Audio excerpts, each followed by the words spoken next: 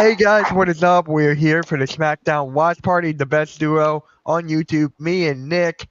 Uh, Yes. Hopefully this show will be better than last week. Let's just say that. Oh, sorry to cut you off there, Mitch. What's up, everybody? And what's up, Mitch? Wesley in the chat right out of the gate. Charlotte and Tiffany Stratton got into a fight outside the arena just a few minutes ago. You know, I heard rumors Charlotte was getting destroyed on social media, about it was. I saw it earlier. DM'd it to Adam Carl. Apparently, someone called Charlotte on social media on X. It was she said after being blindsided by my personal trauma and on live television, my character said something on air that was not true, and I'd like to take this opportunity to clear the air. I should have never called the Chicago fan smart. I sincerely apologize. And then someone replied, "Hey Charlotte, go check your door. I think retirement is knocking." And Charlotte quote tweets, "I think it's your mom. She's trying to be number 4." So it's getting ugly. Well, it's something they needed. They needed something like this. And apparently they went off script last week, and apparently there's heat, mostly on Charlotte. Yeah. I hope their match delivers, man. But I just wanted to. I mean, Wesley immediately put in the chat. I thought it had to be said immediately. So Yeah. I apologize for the cutoff, but No, you're good. What's everybody, and what's up, Mitch? We got a week before WrestleMania. How you feeling? I'm good, man. I'm good. I know you're excited for. Hold on. Let me go up here. I know you're excited for tomorrow because your podcast is back. Yes. Forbidden podcast with you and Adam Carl tomorrow at 1 p.m. Make sure you tune in. Hell yeah. Had a killer episode 1. It's going to be just as good episode 2. Yep, they're doing predictions for the what are you doing predictions for? First NXT Stand and Deliver, and then WrestleMania 41 night 1 and night 2. Oh, it's gonna be a good show, I can tell. I'm hearing WrestleMania each night's 9 hours, including a 3-hour pre-show and then the post-show. Well, I'm not watching the pre-show or the post-show. Yeah, me neither. I don't think anybody is. That knocks out 6 hours right out of the gate. Yeah. So I'm just gonna be watching predictions on the panel for the pre-show. That's all it is gonna be. So let's see. But tonight's SmackDown is live from Seattle, Washington, the Northwest, and good old Seattle, the home of WrestleMania 19. What is up, Chad? What is up, Chad? SmackDown is here. And just to give you guys a heads up, I will not be live next Friday for SmackDown. I'm taking a break next Friday because I got a lot of stuff to do for WrestleMania with the streams and whatever. So next Friday is my day off. Nick, you can still do it if you want. I think that's up to you. I probably will. I'll create it. I'll create it and do everything. All right. I'll find someone to get on here next week. So that's a to be determined date. So do not worry on that. Drew McIntyre with the eye patch. Yeah. He got thrown on real glass. Yeah. But there was no Go Cry Me a River. Hey, Xavier, what is up, man? What is up, guys? Xavier's going to be doing the Raw pre-show. I'm going to say let's start that after Mania. So after Mania, we can do the Raw post-show, or pre-show, rather. Oh, yeah. And Xavier, if you want, I'm not going to be on SmackDown next week. So if you want to take my spot with Nick, you can be more than grateful. Take it. More than welcome. Because he's actually streaming Thing to Deliver with you tomorrow. Or on next week, so it makes sense. Yeah. So I guess I don't see why not. Yeah. So yeah, Xavier, Cody Rhodes, Roman. That song is still stuck in my head. We got Cody Rhodes in the house tonight. We got Damian Priest, Drew McIntyre. Yeah, Ray Phoenix versus Humberto Carrillo. I'm actually all right. Crazy. He's in for SmackDown. Yes. I'll create it for you guys. I think I'll do that tomorrow to get out of the way. Yeah. It'll be on the Ray Phoenix match should be good. Yes. I think he should face Randy Orton. Can you imagine that? Ray Phoenix and Randy Orton? Yeah, I mean, at Mania? I would have no problem with that whatsoever. They give me a Orton versus face Phoenix, man. Take my money. Another recapping last week with Kevin Owens announcing he needs to get neck surgery. Roman. See, it's stuck in my head. Roman Reigns. It's stuck in my Roman head. Reigns. So it's up. Hey guys, Roman Reigns. so good news, big news rather. I know no one here watches AEW. I get that. But the Hardcore Sports Network is getting an AEW watch along pack. My guy Eric is going to be streaming AEW every week. So we got that back on the network. I know you guys are not big in AEW. I am not. Nick is not. But Well, I mean, I'll watch it, but it's hard. But it's like the product is so bad, I have to rip it a new asshole. yeah. And so does Adam Carl. We discuss about it a lot, and he's not happy with the current direction of AEW at all. Yeah, Xavier, we partnered up with a network called Over Top Ropes Network. We partnered with them, so they'll give us some of their channels, some of their podcasts. I'll give them some of ours. Hot Takes and Headlocks is pretty much going to be on their channel as well. I'll talk to you and Joe about that later. What is up, John? The other person that is missed the party is he's not Mr. Misunderstood. Stop that. He is not. He's an asshole. I haven't seen it. Yeah. He's still on his channel, bro. He still streams on his. So I'm really hoping that there's enough like on Queens of the Ring. Yeah, I got to schedule it for next week. I got to schedule that too. So we got Nick Aldis starting the show. And Randy Orton's called out to the ring by SmackDown GM Nick Aldis. I'm hearing rumors and betting odds apparently according like it's favored that Randy Orton at WrestleMania, his opponent, is going to be Nick Aldis. That's what I thought. And I think that's where they're going. If you remember when Orton came back from a back injury, like right after the Survivor Series in 2023, and he signed the contract to be with SmackDown. Apparently, when he signed the SmackDown contract, he said, "Daddy's back." He RKO'd Nick Aldis, and then Nick Aldis said that's $100,000 fine, and Orton's like, I think he said 50,000. Orton's like, that's another actually 250, like 50,000 times two, and it's the second RKO from last week, so it's 100,000. Yeah. For fine. So Nick, I love messing with Mitch by calling him Mitch halftime misunderstood. And by the way, Alexander, no, it's not. The Sixers got a game on Sunday at 1:00. Yeah. But I wanted to talk about Orton and Aldis, man. I don't hate it. I thought it would be Orton and Aleister Black, but that was like again a long shot. He'll be on SmackDown after Mania. I thought it'd be Orton versus Priest or McIntyre, but apparently they're not doing that, according to the rumors. But Orton and Aldis, I don't mind, like I just said, because of like the fines and stuff, and Orton giving Aldis RKO the first time in late 23, and then the second one last week. And honestly, I think Nick Aldis, he's done a good job as SmackDown GM, but I don't know how you feel. I don't know how you guys feel.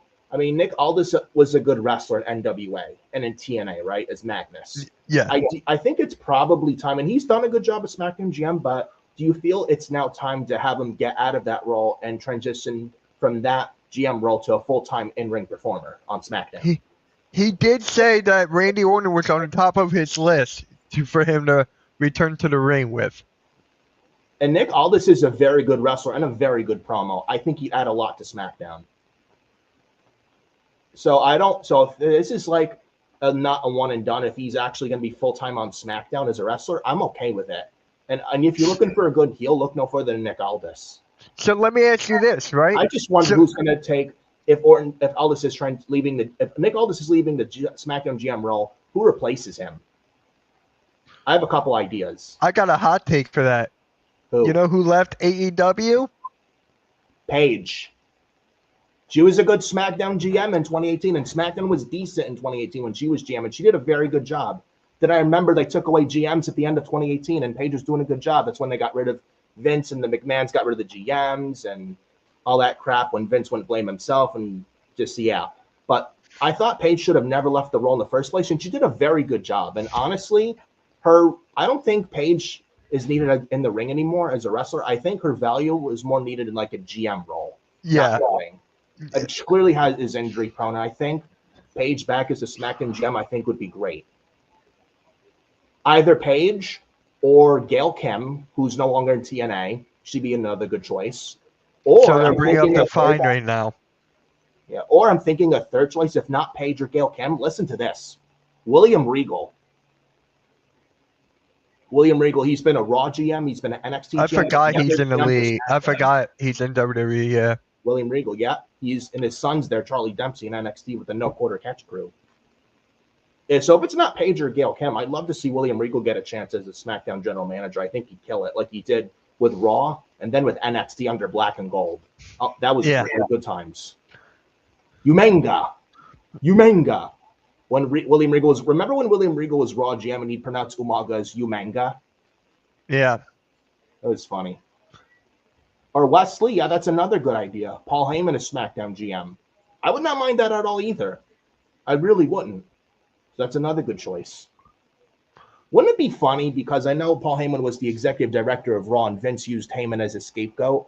Remember when Vince announced Paul Heyman and Eric Bischoff as the executive director for Raw and then for SmackDown in 2019, and then Vince used them as fall guys? Wouldn't it be funny, and Vince is no longer there, and wouldn't it be funny that now Triple H is in charge and Heyman is given back an executive director role, but he's kind of like head of, like, for SmackDown creative or like SmackDown GM is Paul Heyman? Wouldn't it be funny? So I actually would not hate that at all either. And Heyman knows talent and knows what the fans want. He's like Triple H, has his finger on the pulse of what the fans want. And Heyman as SmackDown GM possibly would not be a bad move at all. It's going to be Nick Aldis.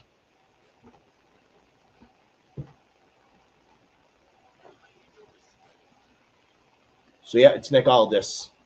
The respect line. Yeah. The respect line. So Nick Aldis is like, Randy Orton, you need to show me respect. So it looks like Nick Aldis is heading into WrestleMania in the match with Orton as a heel.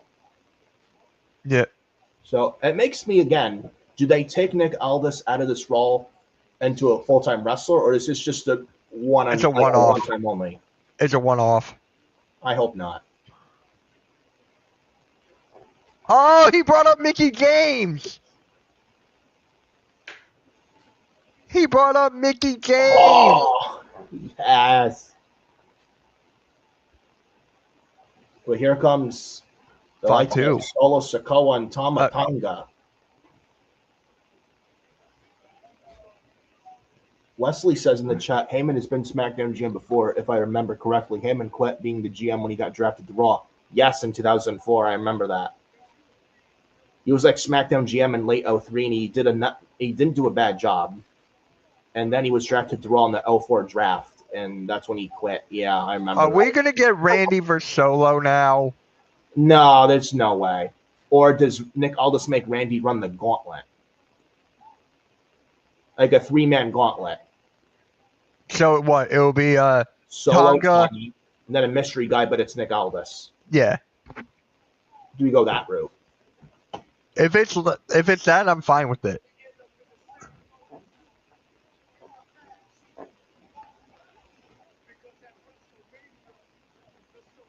It makes me wonder, maybe they do bring Paige back as a SmackDown GM. They have to. Yeah. I'm looking at the video right now of Charlotte Flair and Tiffany Stratton. Is that why Kaiser's in my DMs? So they're fighting on the parking lot. Yep. Yeah. Yeah. I don't know. Ah! Yep, he's going to run the gauntlet, I think.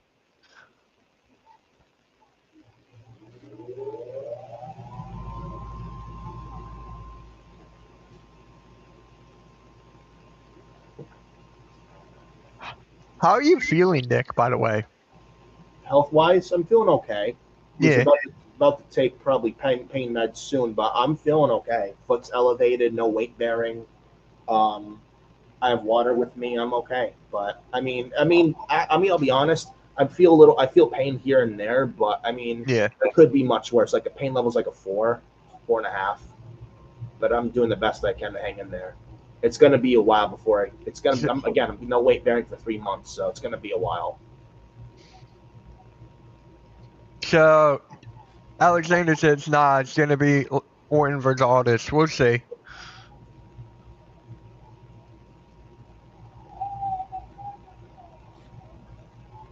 megastar LA Knight. Yeah, United States champion. We're getting a tag team match tonight. Making the save for Orton taking out Tom on Solo. I hope not. Bullshit.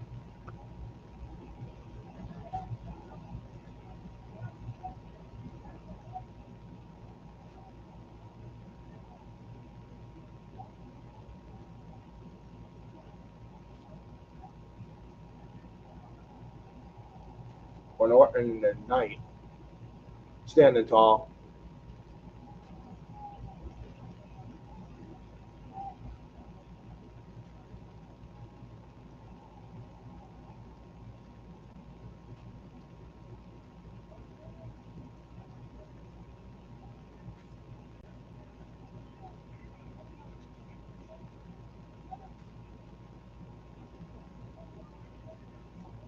It's a tag team match tonight.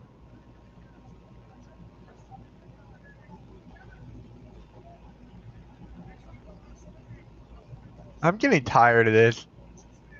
Yeah, it's rinse and repeat. So what happens when you have a 3-hour fucking show with a 2-hour roster with a 3-hour show? It doesn't work. This what happens when you have that. They have to resort to this garbage. If anything, like I'm telling you, if I hope to God there's a draft after WrestleMania because this show really needs it. NXT call-ups and moving people around. This show needs it bad. This show needs all the help they can get. I don't know how many times I can say that. I can't stress it enough. That's how bad SmackDown is. And get Road Dogg out of the creative side of the show, by the way. That'll help a lot, too. John says, I called this last week. Solo to Strowman and Orton at Mania. It's not going to be Orton in the tag match at Mania. I'll be right back. I'm going to go mess with halftime. You got Liv and Raquel now walking down the aisle. So up next is the Women's Gauntlet. Winners face Liv and Raquel for the Women's Tag Team Championship at WrestleMania. I'm going either Bayley and Lyra or Katana Chance and Kaden Carter. I'm going Bayley and Lyra. Yeah, they might. I don't know. We'll see. Card always subject to change, but we'll see.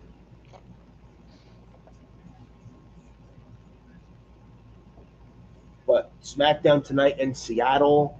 I like Seattle, Washington, the home of WrestleMania 19 in 2003 in Seattle, Washington, Safeco Field.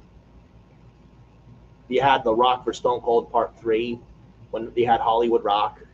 You had Kurt Angle, Brock Lesnar for the WWE Championship in the main event where Lesnar got a concussion after a botched shooting star press. Then Angle broke his neck, and you had Triple H and Booker T for the World Heavyweight title. Shawn Michaels versus Chris Jericho. Mr. McMahon or Vince McMahon versus Hulk Hogan as well. Big Show and A-Train versus The Undertaker. Now, they had some Australian muscle guy involved around in that match called Nathan Jones. You may not remember him, but he sucked back then. He was like a generic big guy who couldn't wrestle. It was a big skill. Here's a hot take, MK. And Nick, should the commentators be eligible for the draft? Yeah, I think that's... Do you think that could happen? I probably... I wouldn't mind it. I'm okay with the commentary teams right now. I wouldn't change it. I think they're fine the way they are. It's just the in-ring performer roster that needs a shuffle. Yeah. Especially for this show. Mm-hmm. I would keep I would keep Michael Cole and Pat McAfee on Raw, and then Corey Graves and Pat McAfee does his football thing. And then SmackDown, I'd keep Blake Barrett, Joe Tessitore. They're actually doing a very good job, so I wouldn't change that one bit. And then you have NXT, Vic Joseph, and Booker T. I would say that's the only show I would say change the commentary up. Vic Joseph is not that good, and Booker T is a good in-ring wrestling trainer, but not a good commentator. Though I will say, supportive of Booker T this week, apparently Swerve Strickland, after AEW Dynasty went off the air as a pay-per-view this past Sunday, that Swerve apparently said, listen to this, he said, fuck Booker T. I When saw Booker that. T laid the groundwork for wrestlers to break out in the business, and Swerve has the nerve to say fuck Booker T.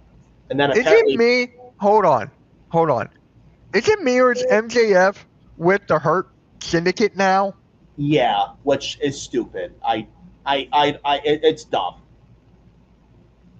That makes no sense to me. Yeah, it's like black guys and MJF is with them, and MJF should be on his own. Like, and they made MJF look like an idiot on Wednesday on Dynamite 2 nights ago.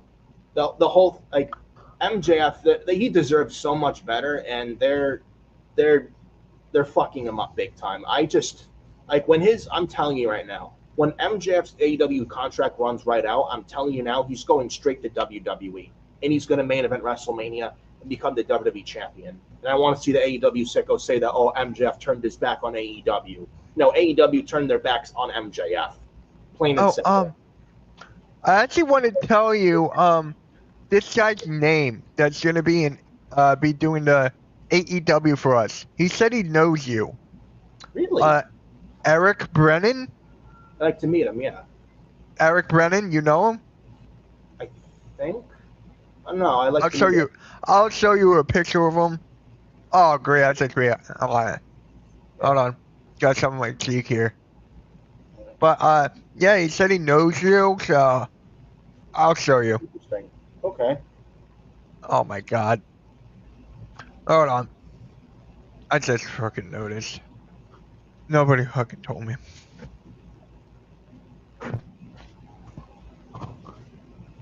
Apparently, WrestleVotes tweeted out a half an hour ago saying that WrestleMania Sunday is set to feature a quote Sin City street fight. According to sources, that match should be announced tonight on SmackDown. Probably for Priest and McIntyre or Orton and Elvis, because both matches are on night 2.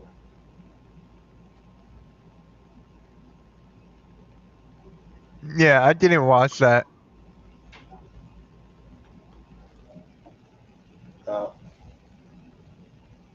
I say here. Yeah, tag team match tonight. Randy Orton and LA Knight versus Solo Sikoa Tama Tonga. Who cares? Who cares? We've seen the Bloodline, this team who Bloodline the main event of SmackDown how many fucking times for how many weeks now? Enough. It's ridiculous. This is why we need a draft. Move the new Bloodline over to Monday Night Raw. That's what needs to be done. I don't care what anyone says. Just move them to Raw just to change things up on SmackDown. I'm tired of it. Like something new, please. Or is Road Dogg that incompetent as a writer? Mr. Oh, you didn't know D-O-double-G. You asked better call somebody. Yeah. This match is going to take a while. It's a gauntlet. Yeah, fired, Mr. Dog. Lyra, Valkyria, Bailey, they're starting out. I think they may go all the distance.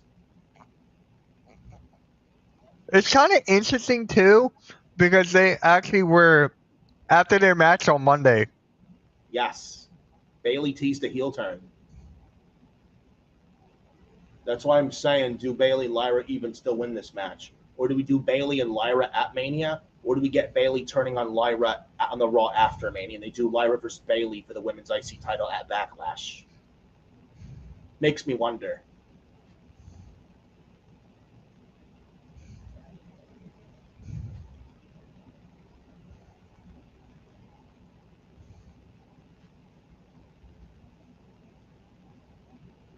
You know, if WWE wanted to market Mania in Vegas, have slot machines with the WrestleMania Vegas logos on the real brilliant, but they can't do that because of gambling purposes. What? No, I was reading Wesley's comment there. Oh, WWE wanted to market Mania in Vegas. Yeah.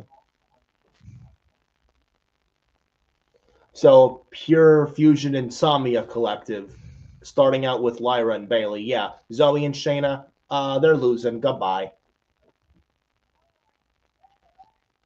I hate to be negative right now, but listen. Shayna Baszler was very cool in NXT Black and Gold, but Yeah. and I hate to say it, and this is no disrespect by any means. I'm not making any excuse, and I mean no disrespect, period. And I like Shayna Baszler. I don't want to see her leave, but I think honestly, her leaving WWE, Shayna Baszler leaving WWE at this point in the game might be the best option to reinvent herself on the indies. She was a killer in NXT Black and Gold. She gets called up to the main roster in 2020 on Raw right before COVID, and then Vince fumbled her and buried her. And then by the time Triple H took over, I honestly think it was too little, too late to save her. And now Shayna Baszler, and I hate to say it, Shayna Baszler of WWE television right now is dead. I'm sorry, she's dead. She's no credibility. Gets no reaction. There's no one takes her as a serious threat. And Vince fucking killed her. I had a burger, John. Just go to the burger and make yourself, and then come back. What you have for dinner tonight? What I have for dinner tonight? I didn't have anything. I just had a couple subs, and that was hours ago. And I took a nice nap. I woke up at 6 o'clock, but not really hungry right now, to be honest. John, make sure you subscribe to Nick, man. There's the link. Yes. Glorious Nation. Remember, guys, he will be live tomorrow at 1 p.m. Him and Adam, he'll be live on his channel and the Hardcore Sports Network for the Forbidden Podcast. I just gotta say this, dude. I love that logo. I love the logo I made. My God, I think that's my best one I ever made. That again. Is that a lucha mask? I want to see it. I will. It is. Yeah. Let me. It's a lucha. Tony Khan can't have them, but I'm gonna flat out say it. Our lucha of the Forbidden Podcast is better than Hologram from AEW. Yeah. Don't at me. I'm back. He's not misunderstood, Chad. Oh my God. But yeah, the best duo on the Forbidden Podcast Saturday, and the best duo here on SmackDown, man. Oh, you had some balls, Chad? You said he had balls. Draconian meatballs. Can never go wrong with Italian meatball, man. Especially with the parsley and the sauce and the mozzarella. Good stuff. Love me some Italian. Love me some good Mexican and definitely Italian, like chicken parm. You'll never get me to turn that down. Fettuccine, penne alla vodka. Oh, delish. Mwah. But Lyra now popping up the crowd with the woo. And a springboard dropkick from Zoe Stark. Covered Lyra, but kicked out at 2. Zoe Stark and Lyra Valkyrie, the legal women in the match right now. Oh, shit. Yeah. And Zoe Stark. And Zoe Stark's a very good wrestler. She is. I'm telling you, Nick, this is going to last till 9 o'clock. Yeah, I think so. It's going to take I would hope take a decent chunk of the show. No Roman Reigns tonight, right? No. We're getting a Monday, though. Yeah. Me and Joe, guys, will be live for Monday Night Raw on Monday. We'll be doing the Monday Night Raw watch along. Make sure you guys tune in. Yeah, and Bayley throws Lyra in the corner to the barricade. There's Bayley to Zoe. And Shayna. Oh, Lyra pinned Shayna. Yeah, Shayna needs to leave WWE. I mean, she was dead before this, but I mean, by the time Triple H took over from Vince, honestly, it's too little, too late to say. Where do you think? And where do you think women from NXT, just like things have passed Charlotte by, I think things have passed Shayna by too. Just my opinion. Let me ask you this: where do you think she should go? Like TNA? Shayna Baszler, yes, absolutely. AEW is not an option. Tony Khan will not know what to do with her at all. I think her best. We're actually seeing Natalya. Either TNA or I'd like to see her New Japan. We're actually seeing Natalya wrestle right now. Yeah, Natalya and Maxine Dupree, they're going to be out. I guarantee it. But yeah, I was just saying with Shayna Baszler. I think TNA would be great. Plus, I mean, they lost Jordan Grace. You want a credible name for TNA to fill the void for Jordan Grace? Shayna Baszler, I think, would be a good choice. Yeah, that would be a good replacement. Yeah. I think she would kill it in TNA. I'd love to see her there. Plus, with the NXT and TNA partnership, I mean, if Shayna goes to TNA, it's not like she leaves WWE, goes to TNA, and the TNA's partner with NXT, part of WWE. It's almost like as if she never left. So imagine Shayna Baszler goes to TNA and she works with the NXT girls like Stephanie Vaquer, Julia, Jordan Grace, Jada Parker, something like that. So John Smith says, I respect her, but wouldn't mind if I didn't see Natty wrestle anymore. Yeah, she's a good wrestler, but she has the charisma of a box of Chinese white rice, like charisma vacuum. And a lot of people, including me, just find Natalya boring. Like when you see her on TV, it's like, oh, here we go. It's like she's just another person on the roster that's just there. Like Shayna Baszler, she's just there. I think Natalya, I mean, when she retires from wrestling, you know what I'd like to see Natalya do? Work as a backstage agent, working like creative in a backstage producer role, like her husband TJ Wilson is, and he's doing well as a backstage producer. I think Natalya should start to slowly transition into that role, if I'm being completely honest. I think she'd do well there. I think she's more valuable backstage. I don't think Natalya really needs to wrestle anymore. She's done it all in the business. She's wrestled. She's been in this company for at least 15 years. And she's done it all, fought everyone. That she doesn't need to prove anything else as a wrestler. So, and John Smith says, I'd rather see Shayna over Natty. I agree. Yeah, me too. But yeah, like I said, Shayna Baszler, I'd love to see get a shot in TNA. I think she'd be great there. But it's like Vince killed her momentum and buried her when she got called up to the main roster 5 years ago. After Triple H did her so well in NXT Black and Gold, only for Vince to fucking bury her because she wasn't a creation of Vince McMahon, and Shayna Baszler was a Triple H Paul Levesque creation. And anything that came from NXT at the time to the main roster would get buried because it wasn't Vince's, out of jealousy and pettiness from Vince McMahon himself. It's a shame. And when Triple H took over a couple years ago, there was no Triple H tried to save her, but it's too late. Shayna's dead. And I think her leaving's the best thing. I don't know when her contract's up or whatnot. I would say and I don't want to see anyone lose their job. I would say just Shayna Baszler, just leave WWE. You're better off. Just go to the indies, reinvent yourself. And when the time is right, and they all do come back when the time's right, then come back to the WWE. And I think her stock would be a lot higher at that point, and she'd be much better off for it. She comes back, in her 40s, and she's much better off for it. Yeah. I forgot to mention this earlier. It's rude, you know? I forgot to mention this earlier. Guys, for the WrestleMania predictions, right? We're going to do a tournament against all the shows. So the Forbidden Podcast, the Raw Post Show, they're going to be combined. They're going to be combined because Nick is on both shows. Makes sense. Yeah. So we still got Queens of the Ring. It'll be me, Denise, and Sarah. We also got Hot Takes and Headlocks. So that's it. So all the shows will be competing. And whoever gets the most correct will become the champion show. Yeah. I just seen the video. Charlotte and Tiffany fought in the parking lot.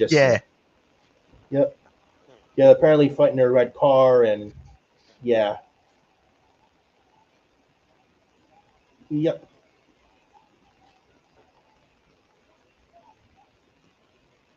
So seeing an update on Kevin Owens with the neck surgery. Hasn't got it just yet, but it said he could be out for at least a year. That's a shame. So if that's true, he's missing WrestleMania this year and next year. That's fucking awful. Oh, the ugly worm from Maxine.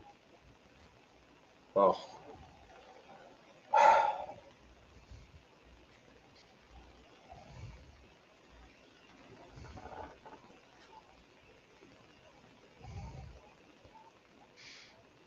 Oh, I know you don't. Oh, guys, and Mitch, just looking through X as well.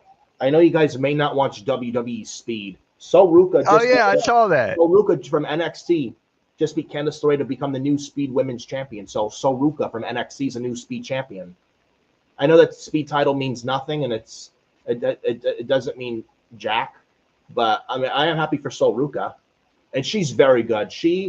I'm very high on. Oh, Katana and Kaden. So they're not in the final two with Lyra Bailey. Yep, Lyra and Bailey win.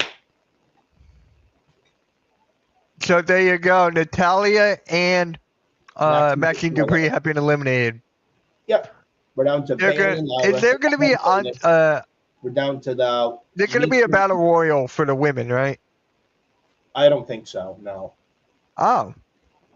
I don't think they do a battle royal for the women. I could see for the Andre the Giant men, but not for the women. Because they don't have enough women. And honestly, the battle royals around WrestleMania weekend don't mean anything. They don't mean anything. I could win the battle royal and it would mean nothing. Adam Carl could win the battle royal for the Andre the Giant Memorial Battle Royal. It wouldn't mean a damn thing.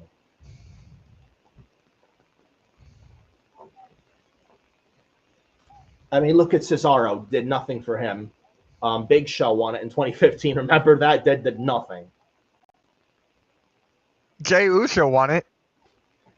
Yeah, but then hey, my guy Daniel's in the chat. What is up, man? Only a few. It's only helped a few. Daniel, make sure you're subscribed to Nick, okay? I think you are, but just in case, there's a link. Yeah.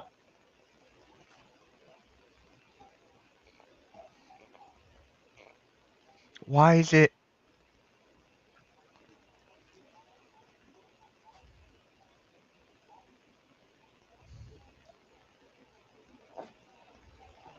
Keg stand from Katana and Kaden. May they deserve better.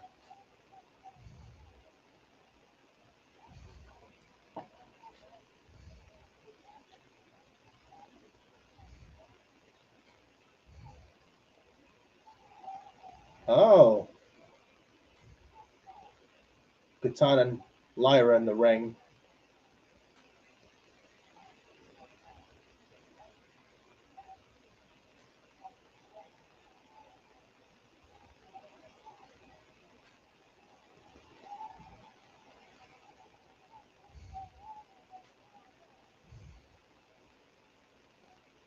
AK's here. Yeet!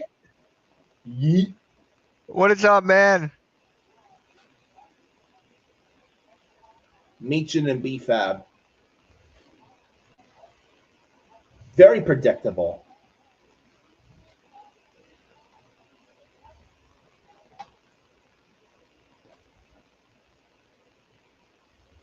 Meechin, do something! Let's go to commercial. Very fucking predictable women's gauntlet. Yeah. I don't care. I don't care. So we got the Forbidden Podcast episode 2 tomorrow. We got the Raw post show and Raw watch longs. Raw watch long this Monday. Got Queens of the Ring. We got the Hot Texas Headlocks this Tuesday and Thursday. We got SmackDown watch along. Me and Xavier next week. The SmackDown night before WrestleMania. We got the Stand and Deliver watch along. We got WrestleMania 41 Night 1 and Night 2 watch alongs. And also, I can't forget this, the Phenomenal Breakdown, Mitch. Yeah, Phenomenal Breakdown is on Tuesday. That's like, hopefully we get more to talk about. Yeah. Hopefully. I think we will this time. But and Denise, if you're watching this, AJ Styles is on Easter. She's not watching it. She's busy doing something. She's texting me right now. Yeah. I'm not even gonna text her it because I want her to be surprised and not yell at me. Okay. So she'll probably yell at you if you believe in Joe Hendry. She'll yell at me no matter what. Wow. Yeah, just a very predictable women's gauntlet.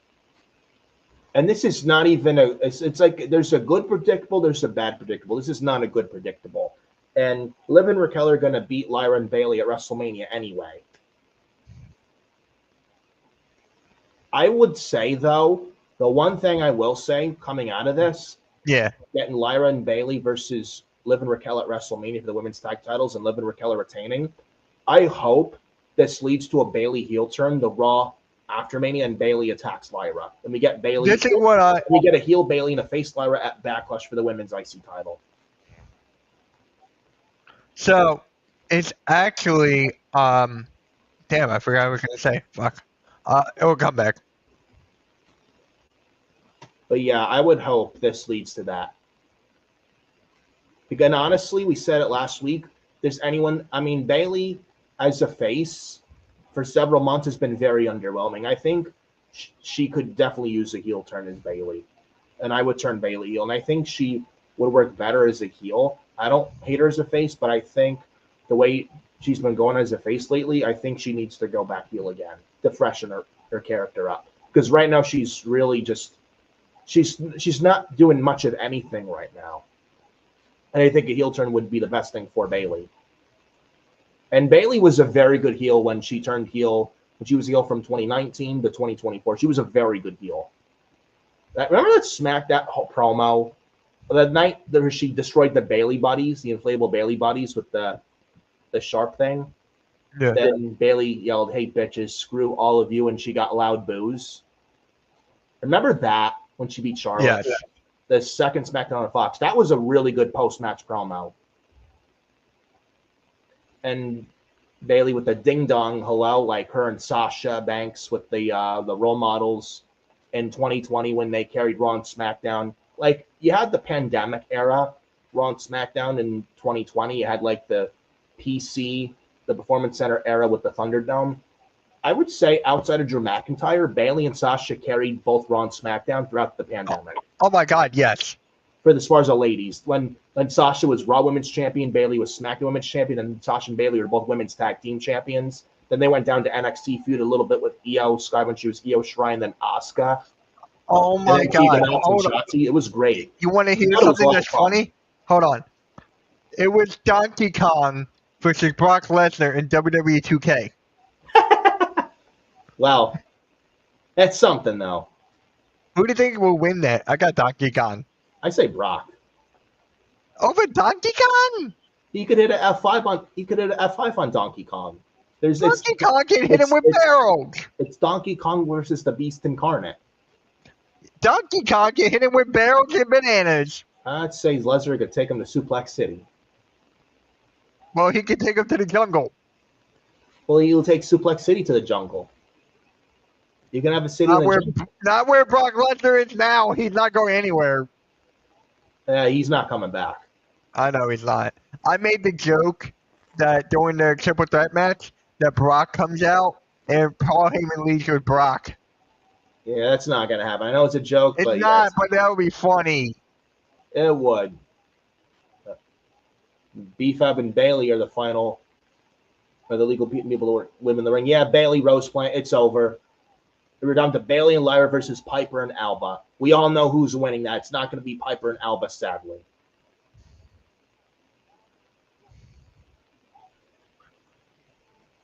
Good call. Nick, you called it.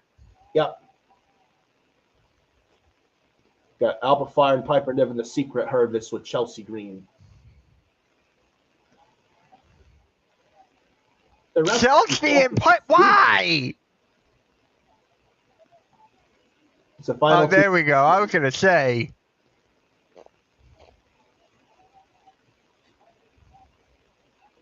I know it's not going to happen. I'd be shocked if Alba and Piper win. I'd be shocked. That could be a possibility. I'd be very shocked if Alba and Piper win this match. I'd be very surprised.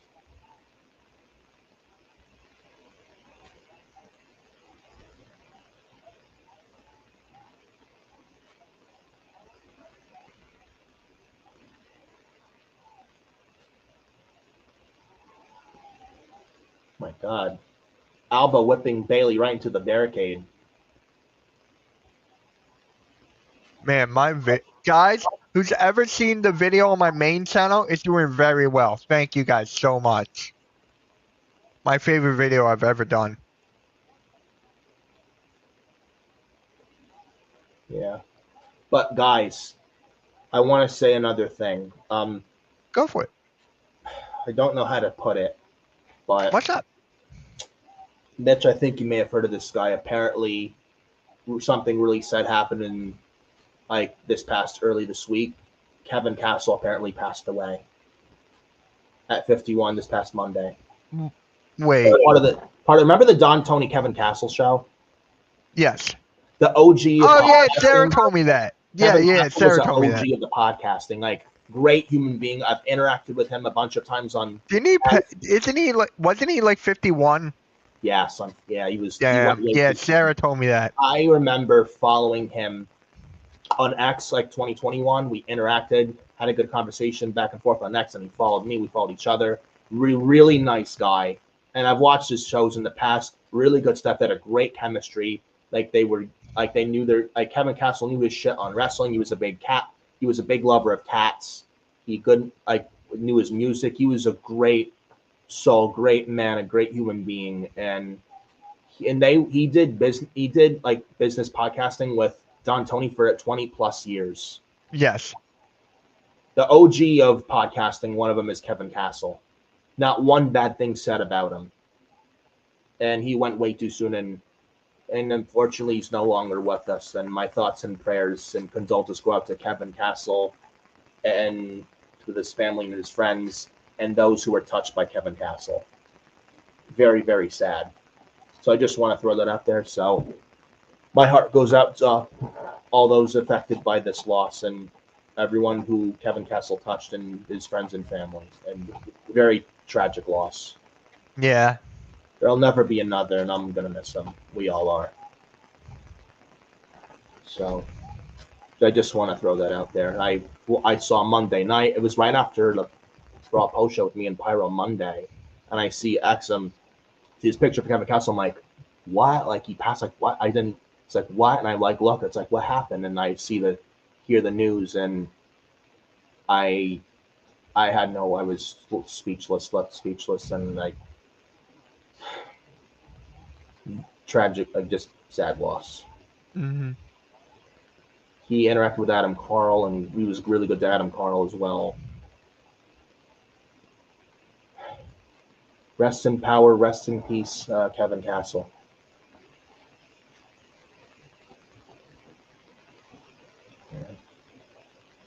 I'm gonna be right back, guys. Take your time, man. Take your time.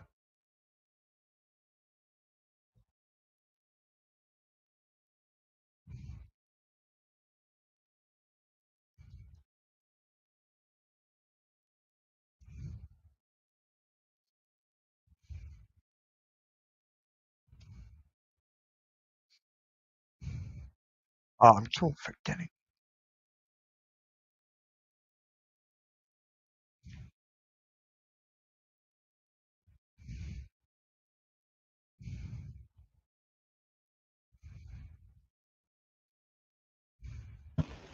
Alrighty, guys, and I have returned.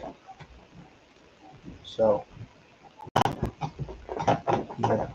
But man, like Tony Kevin Castle, I mean, I watched JD's Raw review Monday, and him being all teary eyed, like I teared up as well, and like Kevin Castle did a lot in the community for a lot of people, inspired a lot of people to do podcasting, like JD from New York and Sala Monster, and you could say, and if you were to ask me, hey Nick, did Kevin Castle and Don Tony inspire you too? Well, to answer your question, you could say yes. I watched their shows in the past, really good listen, and they had a certain chemistry. So if you were to ask me, were they inspirations too? You could say yes. You could say yes. And I'm going to tell you that show's not going to be the same with him gone. I just hope the family of Kevin Castle and Don Tony are okay. So my thoughts and condolences go out to them. Mm-hmm.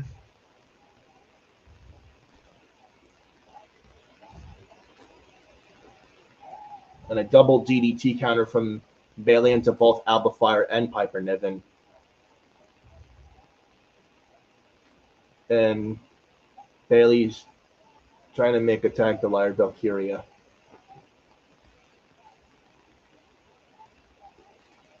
And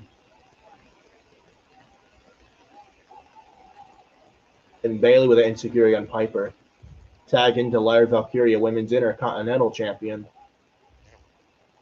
Crossbody on Piper Niven from Lyra. Enziguri from Lyra taking out Alpha Fire.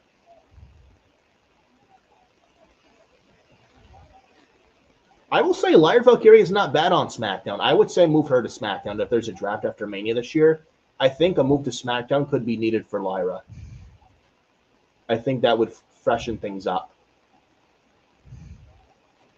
Ooh. Suplex on up to Lyra near the bottom rope and Lyra favoring her right leg. That did not look pretty. Oh, Lyra's favoring her right knee. Oh boy. Piper Niven's going in the top row or climbing the second row.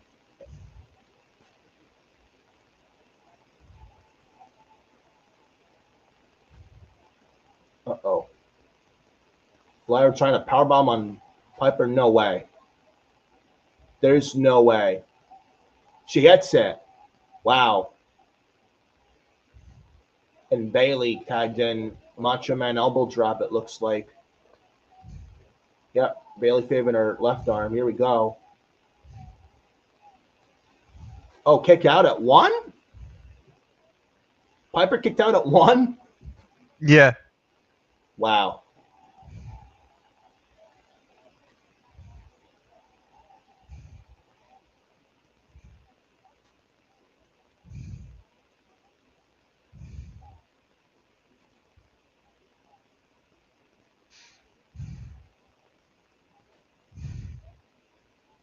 Oh, Bailey just got taken down.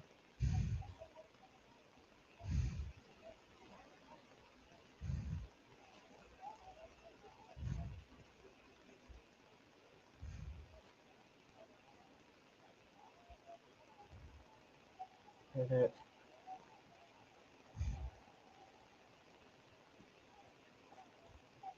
Hey, Mac is here. Oh, what? Oh, was that a 3? It looked like 3 to me. What's up, Mac? Wait, that looked like a 3 count to me. What's up, Mac? How you doing, man?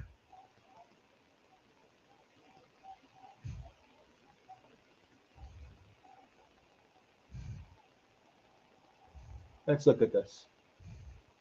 1, 2. Referee broke up the count himself. What the fuck? That should have been it.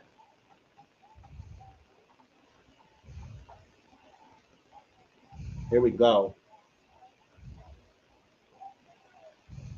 Bailey and belly. Headbutt from Piper. Yeah, right back at you, man. Right back at you, Mac. I know you work a lot during the weekends now, so.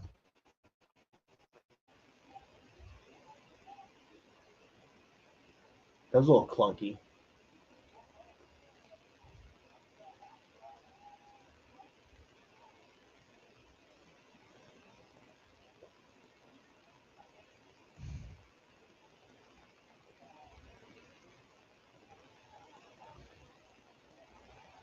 Oh boy, uh-oh. This is not going to be pretty. Oh, power bomb. Double team from Lyra and Bailey to Piper on the outside. That's going to take out Piper.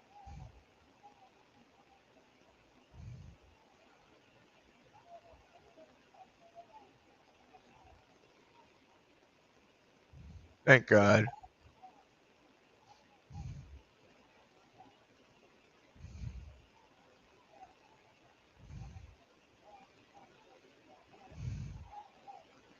Rose plant.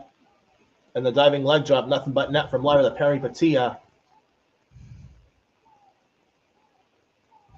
Lyra and Bailey win. Predictable. I was hoping Alba and Piper win this thing.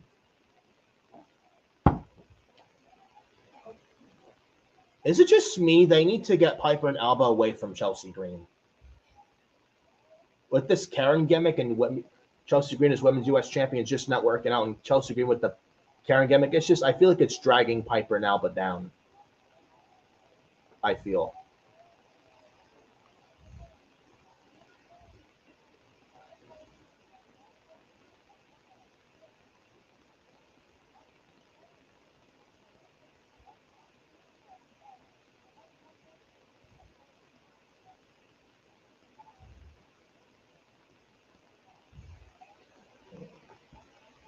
Nick, let me ask you this: when is the next Saturday night's main event?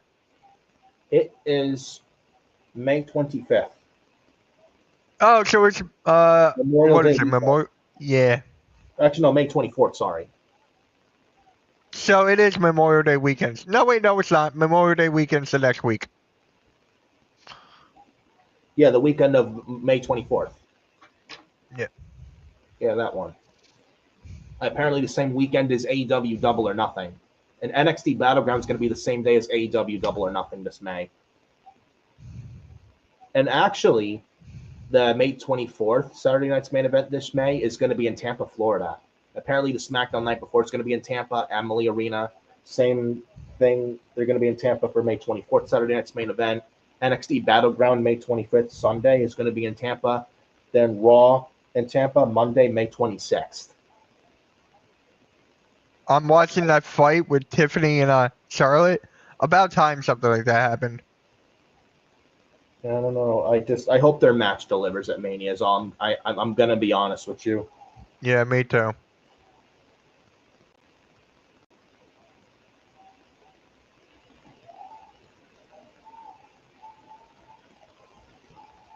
They're showing Drew getting thrown on real glass. Shots at AEW and Jack Perry, real glass. Go cry me a river. Man, Tony Khan was kicking rocks watching that. Sin City Street Fight announced for Priest and McIntyre at WrestleMania. So there you have it. Honestly, I think it makes the match better. It's a street fight now. It's a Sin City Street Fight. Honestly, I don't mind the stipulation because it needed something. It needed something. I still got Damian winning. It does make the match better, though, I'll be honest. But Priest coming down in a ring right now.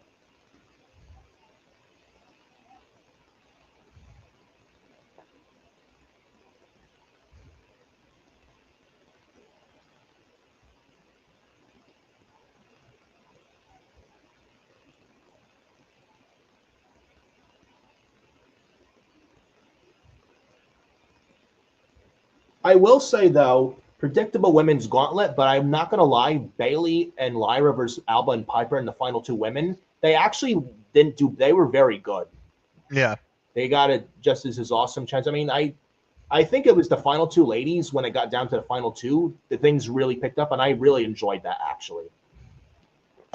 And Lyra looked great. She got, crowd was into her. Lyra looked awesome out there.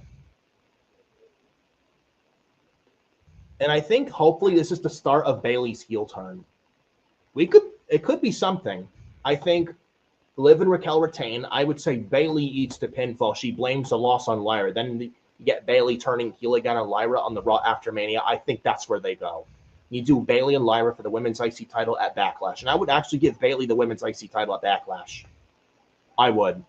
Could you imagine a heel Bayley as women's IC champion coming out of Backlash, feuding with Dakota Kai or Kairi Sane or Asuka when she comes back? She's supposed to be coming back in the future from injury. Asuka's been out since May. So imagine a face Asuka and a heel Bayley on a Raw program for the women's IC title. Or if you want to do this, listen to this. Bayley and Dakota, Bayley getting back together with Dakota, Asuka and Kairi getting back Damage Control minus Io Sky. We got a face Io versus a heel Bayley. Yeah. In the future.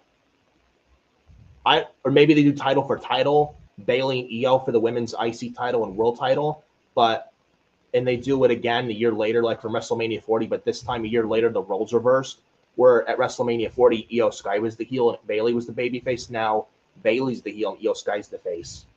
I think it could work. And just based on how over Io Sky is, and Bayley's best work is heel, honestly, that's what should have been at Mania last year at WrestleMania 40 in Philly. Io should have been the babyface and Bayley is the heel. I think Bayley's the face and Io is the heel last year was a mistake. It was. And Io Sky, no matter what face or heel, people just adore her. She's over. Fact is, Io Sky has that natural, genuine connection with the fans. She's just that over. Yep. And Io has a lot of momentum. She's killing it, and she is so adored, and she has a lot going for her right now. Let me ask you this: where's Roxanne Perez? It's funny. I just saw Sean Ross Sapp post a picture of Roxanne Perez on X not long ago. I don't know if Roxanne and Bayley was supposed to be the plan for Mania originally. Who's to say? And maybe it was supposed to be Becky and Lyra at WrestleMania for the women's IC title, but maybe plans changed because Becky wanted to spend more time with their daughter Rue. Yeah. Maybe Oh, they're okay. postponing Becky's return for a little bit. Maybe they still save for the Raw after Mania. Maybe I don't know. Maybe Okay. May. Who knows? But hey, whenever Becky Lynch is ready to come back, maybe Becky Lynch wanted more time off to be with her kid, and she got it. So maybe that happened and plans changed from Bayley and Roxanne to Bayley and Lyra versus Liv and Raquel. I don't think Liv Raquel versus Bayley Lyra was the original plan. I don't think.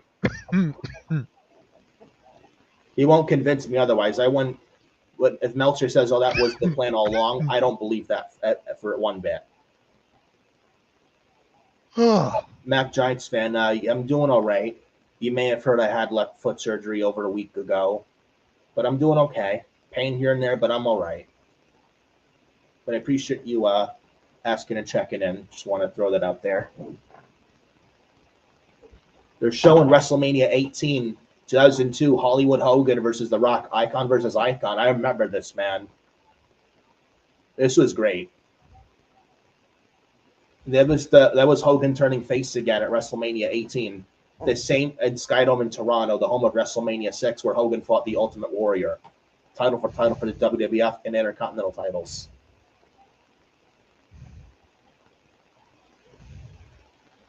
What was your favorite match, Mitch, honestly, from WrestleMania 18? I got to ask.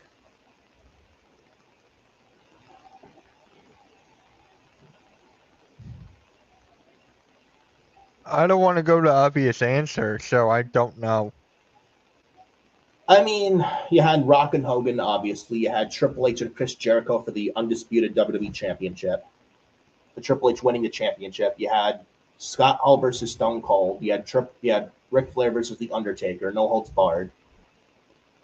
You had Edge versus Booker T, I think. You had RVD winning the Intercontinental title for the first time, beating William Regal, the opener of WrestleMania 18. Yeah, I think you had Kane and Kurt Angle as well. And that was right before Brock Lesnar made his WWE debut in March 2002, remember? Yes.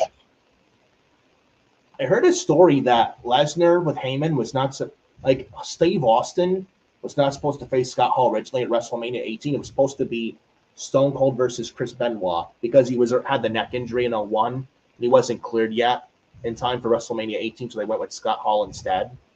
But if Benoit were to wrestle Steve Austin at 18 as originally planned, I heard Chris Benoit was supposed to be the first Paul Heyman guy instead of Brock Lesnar. Mm-hmm. That was when Heyman had that little Q&A thing. Remember when Yes. Heyman had that Q&A years ago, and when Paul Heyman mentioned Chris Benoit, some idiot in the panel said my boy, and Heyman called him out on it. Said, "Who's saying my boy?" And he said, "Hey, listen, Chris Benoit was a great wrestler, but what he did to his wife and child was wrong." And Heyman said, "Simply fuck him." He said, "If that's your boy, if that like Chris Benoit, he murdered his wife and child, 2 people." Like 3 people who died in the Atlanta house over the course of the weekend in late June of 07, but one person had the choice. The other 2 didn't have a choice to die.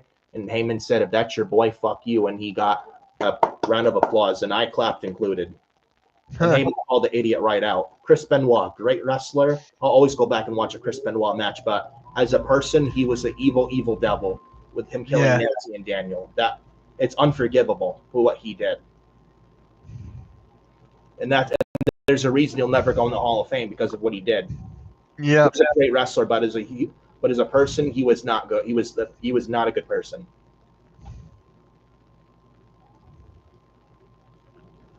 And God. I patched Pirate Drew McIntyre. Arg. Laying it to Damian Priest, and Damian Priest helped out by officials. I'm okay with them going a Sin City Street Fight route with these 2 at WrestleMania. It does make the match better. Oh, but McIntyre now.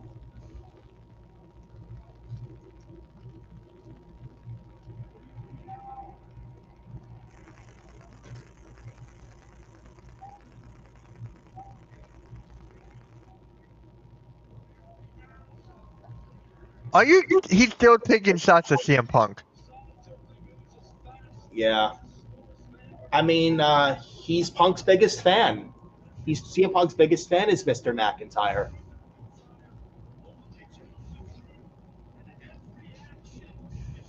I don't know if we ever get McIntyre and Punk feuding ever again. We better not. No? I don't want to see it again. They fought in Hell in a Cell. I remember at Bad Blood. That was a great match, though, to end their feud. A third match between the two as well.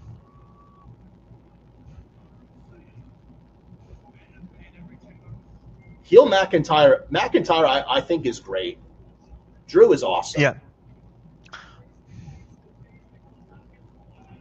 He's a guy who I hope in the future becomes WWE champion.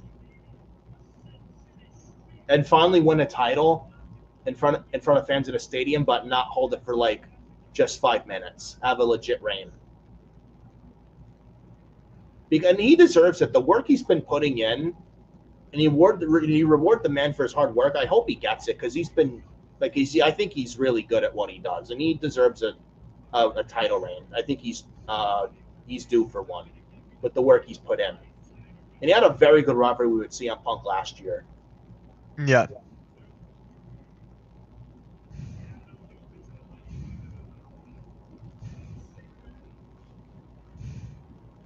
Oh, he took the eye patch off. No more Pirate McIntyre.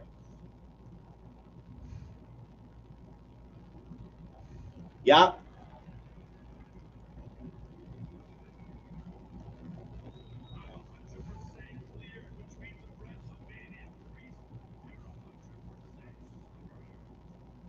I like that line. Priest, I'm 100% cleared and you're 100% screwed. I like that line. Here goes Priest. Yeah. The fight is on. And you got the security bums. Yeah, they're not going to last long with these two men going at it. You're not going to contain these two men and control these two guys.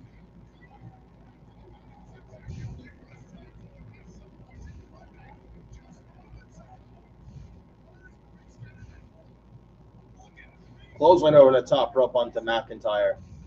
And Priest is not done. What's Priest doing here? Throwing McIntyre head first into the steel steps. Oh, I thought he was going to do it. Remember when Seth Rollins gave Rey Mysterio the eye patch and he put his eye into the step in this sharp corner to steel steps? I thought Priest was going to do that to McIntyre. Remember that of the Raw in the 2020 COVID pandemic and the PC where Drew trying to injure his eye now. Oh, shot with the steps on the Priest right across the head from McIntyre. An eye for an eye. There's a saying, an eye for an eye. Yeah.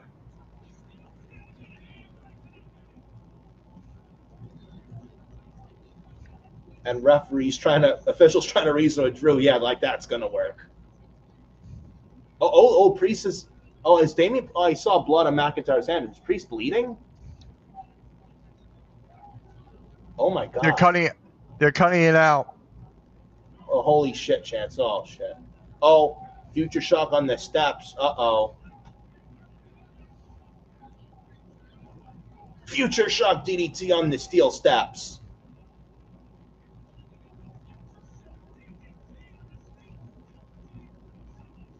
My goodness.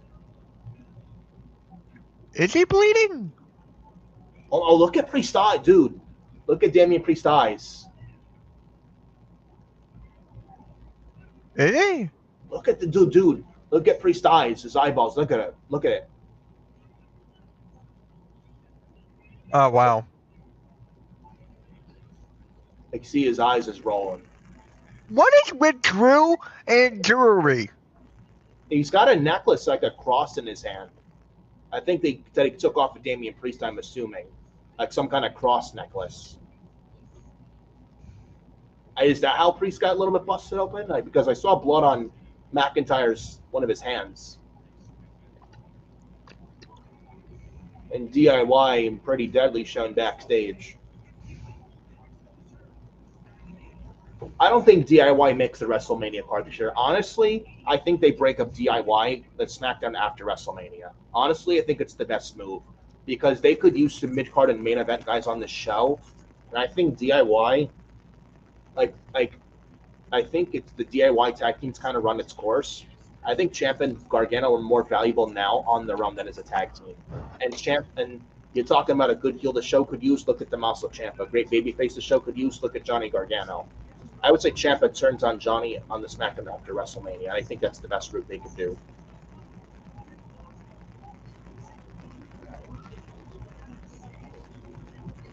We're still doing this pretty deadly DIY crap. Wake me up when it's over. Yeah, and you want it for that, I don't blame you.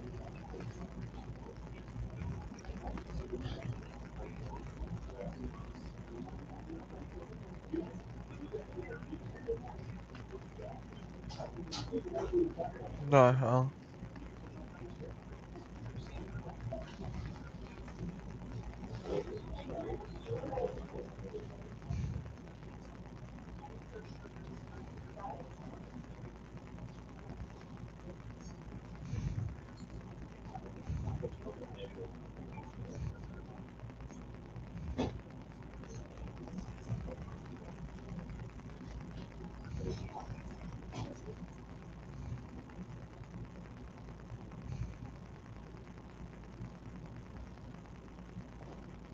They showed the Motor City Machine Guns backstage with DIY as well.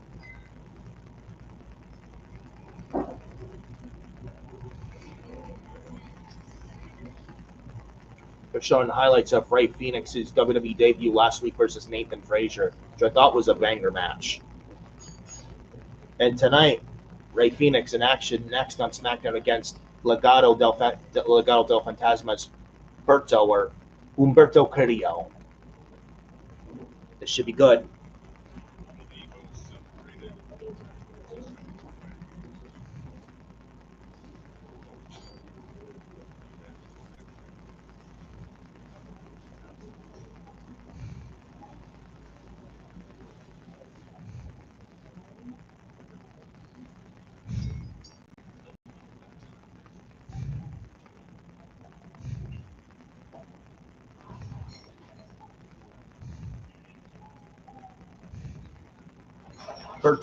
Humberto Carrillo. Can we just call him Humberto Carrillo instead of Berto, dude?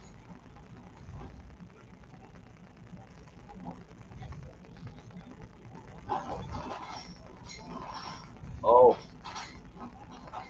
So Santos Escobar and Angel Garza are walking to the back to the back. Looks like Humberto is facing Rey Fenix by himself with no Legado at ringside. I like it.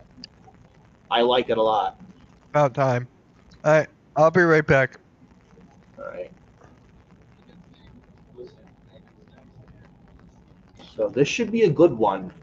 We go before line a commercial break, but up next, coming from commercial break, it's Rey Fenix versus Humberto Carrillo. I'm not gonna lie, I'm actually looking forward to this, and this should be a very good match. Rey Fenix is gonna win, but I think honestly, call me nuts. I think Rey Fenix is gonna bring the best out of Humberto that we haven't seen in Humberto Carrillo in a very long time, and I honestly think Rey Fenix could possibly bring the best out of Humberto Carrillo, just because that's how good Rey Fenix is. So, that's just my opinion. I don't know how you guys feel, but that's how I feel. So I'm actually looking forward to this match. And Rey Fenix, good debut last week. Not better than Penta's, but a good debut last week for Rey Fenix nonetheless than from SmackDown in Chicago a week ago. So it was a banger last week with Nathan Frazier. It should be a good match this week as well with Humberto Carrillo. I don't know if Rey Fenix makes the WrestleMania card this year. I don't think he does. I was thinking the other day maybe, but with a week left to go, I don't know if you rush that. I wouldn't. Or maybe Rey Fenix wrestles on SmackDown next week, the night before WrestleMania next week against whomever. Maybe that's what they do. But Rey Fenix on WrestleMania this year, I don't think is going to happen. And I don't think you need to. I don't think you need to overstack the card. You have 7 matches on night 1 and then 7 on night 2. I don't think you need to really overstack it, and I wouldn't overstack it. You don't need to, this is something Tony Khan should learn from. Less is more, quality over quantity. You don't need to overstack the pay-per-view and put matches on the card just for the sake of it, and then you overstack it. It's overkill. and pay-per-views are too long. We got 10 matches on AEW Dynasty last Sunday, and the show went way too long, and the show was not good. People were tuning out, and I didn't even watch it. But I don't have. But I'll be honest. I'm glad I didn't watch it because the pay-per-view ended up not being that good, and the ending of that pay-per-view Dynasty, man, left a bad taste in a lot of people's mouth and pissed a lot of people off, and me included. So, quality over quantity, less is more. I would not add. I would keep it at 7 for night 1 and night 2 for WrestleMania. I would not do more than. I would not do like. I would not do 8 matches for each night. I think that's a little too much. So 7 for each night. I'm actually okay with that. So, and I know you guys probably feel the same way. A lot of you feel the same way. So, let us know in the comment section. I'm sure Mitch feels the same way. I'm going to tell him when he comes back.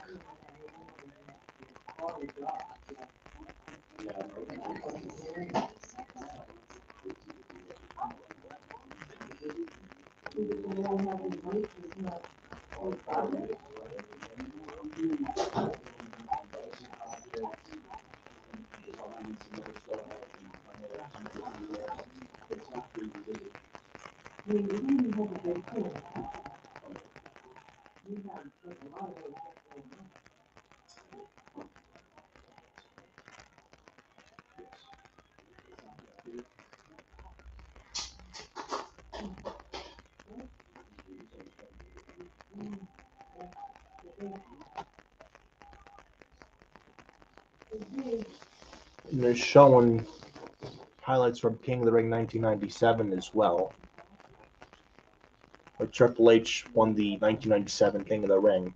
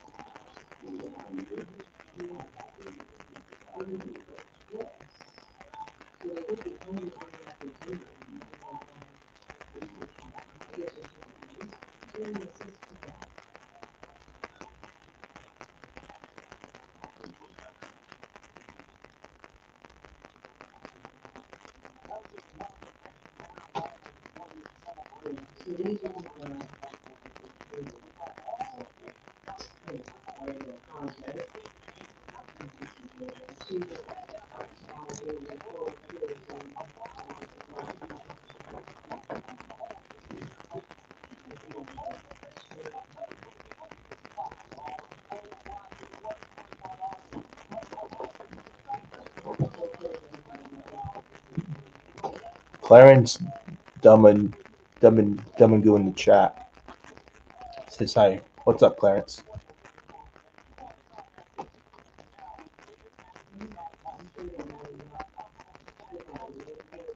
So Berto in the ring, awaiting Rey Fenix.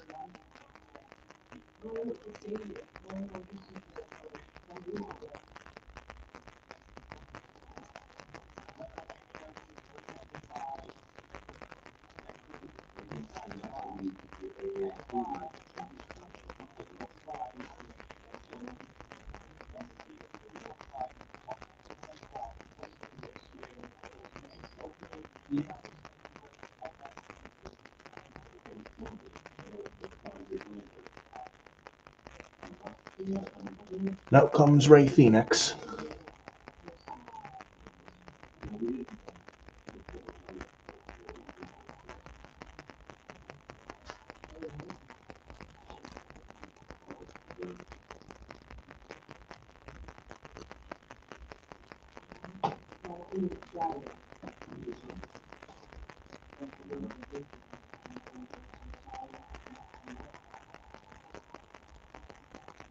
Love the entrance and smoke entrance of Rey Fenix. Yeah, me too. Hey, Clarence, what is up? Wow. Might I say, I love the entrance of Rey Fenix. I do too. Not bad music and the taunt. Almost similar to AJ Styles. This. Like this. Honestly, this is what SmackDown needed, was Rey Fenix coming to the show. I'm glad he's on a separate show for now from his brother Penta. Hey, Cameron. What's up, Cameron? Did you hear about Mr. Teska? He issued an apology video. No, I didn't see it. Yeah, I'm listening to it right now. I'll check it out later after the stream, but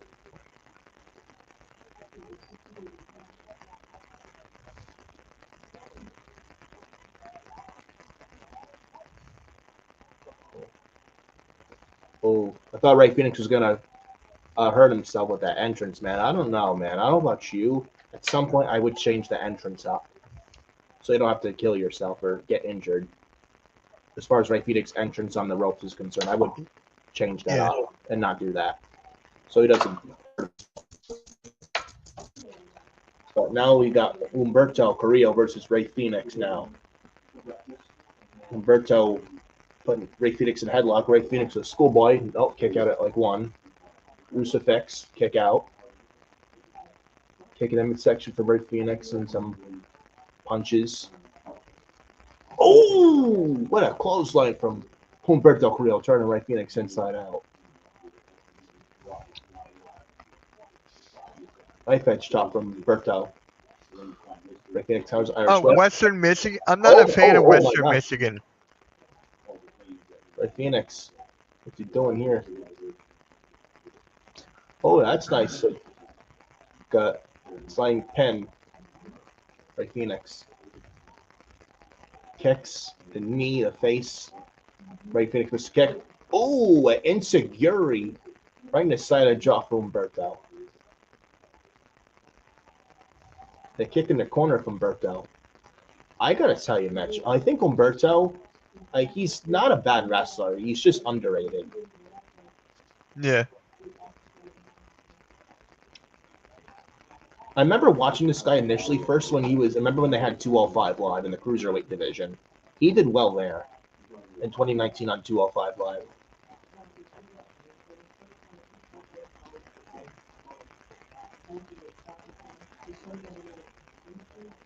Rey Fenix now.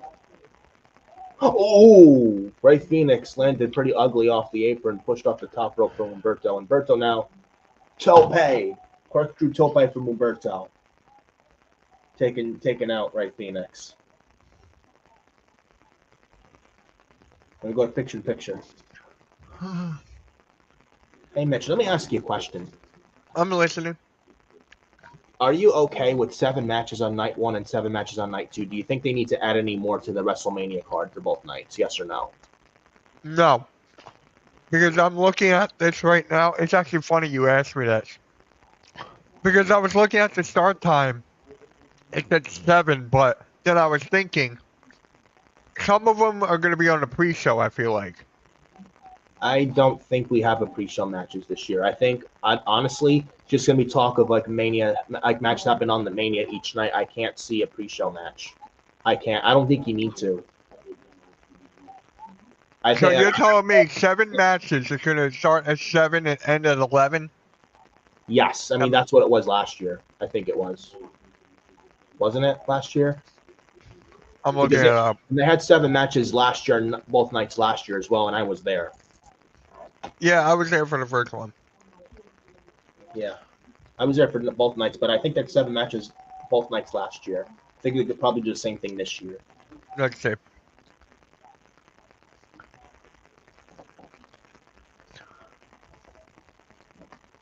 Let's see. Yeah, 7. Yeah, 7 matches. Honestly, I maybe 8 for each night because it's WrestleMania, but I think you don't with WrestleMania 41 night 1 night 2. I don't think you need to do more than 7. I think 7 to 8, even at 7 each night, I'm okay with that. think you need to add more because I was thinking originally Ray Phoenix on the Mania card, but I don't think you need to have him on the card this year. Who? Ray Phoenix on WrestleMania card this year, I think it's unlikely. It's unlikely now after what we just saw. I'd say that's just adding matches on the card just for the sake. I don't think you need to add so much and overstack it. Mm-hmm. It's just something Tony Khan and AEW could learn. They had 10 matches on Dynasty, and the pay-per-view went way too long. If you cut like half those matches, at least, and you do that, I think it would make things much better off for the AEW pay-per-views as far as that's concerned.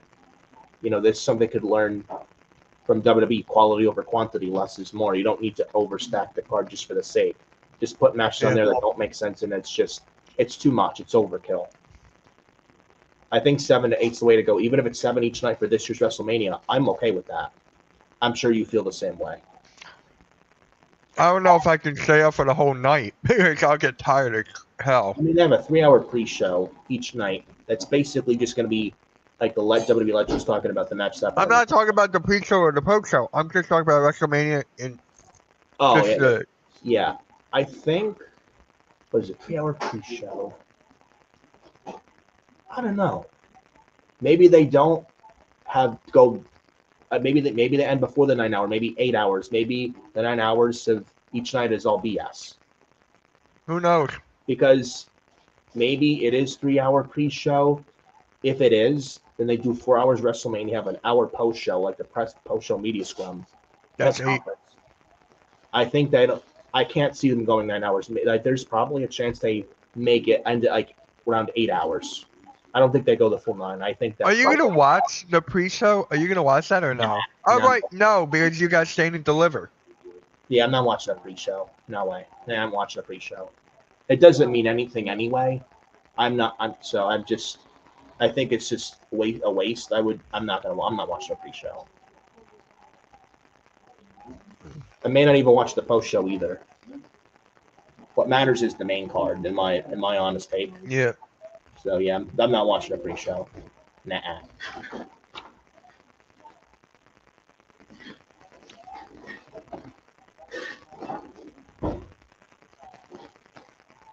Oh, and a diving double foot stomp on to the outside from Ray Phoenix. Ray Phoenix now.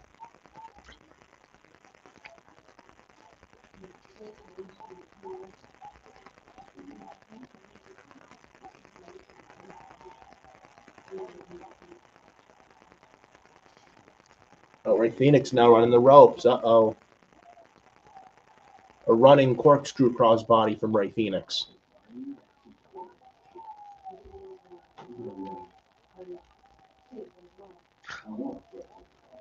Wow. Very nice dive from Ray Phoenix.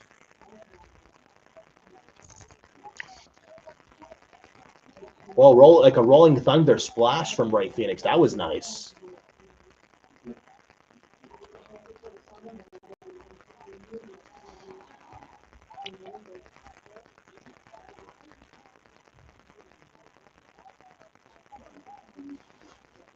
And Ray Phoenix thrown to the corner.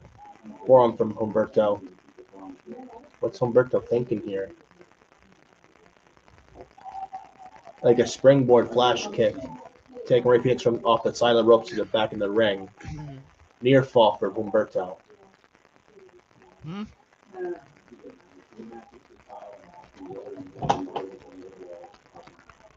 You can hear me just fine, right, Mitch? Yeah, I'm just doing something. Okay, just I wasn't sure. There's one that's shot. Yeah, I like Humberto. Humberto's actually not doing bad in this match at all. He does like a sit-out powerbomb on Ray Phoenix center of the ring, but a near fall. Humberto's gotten some pretty nice offense, solid offense in this match so far. Which I appreciate. I honestly think Humberto's very underrated. He's actually killing it so far in this match. Doing a very good job out there.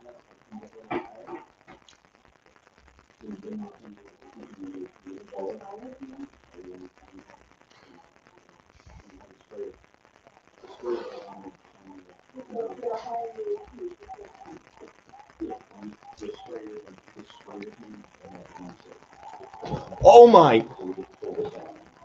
Like a top rope Hurricane Rana Frankensteiner from Right Phoenix, man. Mm-hmm. That was crazy. And Humberto gets the shoulder up. That was a very nice spot from Right Phoenix. Beautiful. Off the second rope from Right Phoenix, man. And a kick trading combo from Humberto. Uh-oh, Right Phoenix throwing to the side of the ropes. A roundhouse kick from Right Phoenix. Uh-oh. Right Phoenix, what's he thinking? Uh-oh. He's on the shoulders of Humberto. Oh! What another sit-out powerbomb from Humberto. Oh, that was close. He almost got a 3 on Right Phoenix. Humberto Carrillo, man. Wow. What a match. Mm-hmm. What a match. I love the transition from a fireman's carry to a sit-out powerbomb. That was very nice, beautiful move from Humberto Carrillo.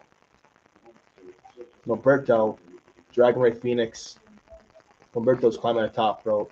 Feels like Humberto's in the driver's seat. Moonsault. Oh! Ray Phoenix got the boots up in the way how Humberto sold it. My goodness.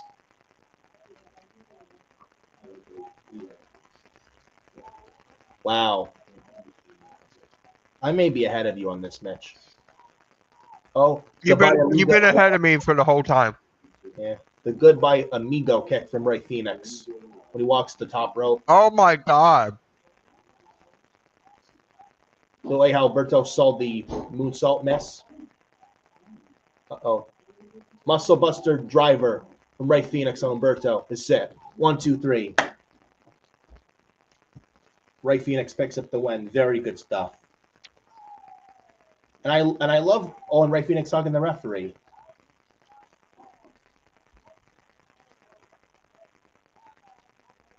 I love that move from Ray Phoenix match, the goodbye amigo kick where he runs the top rope, the goodbye amigo kick.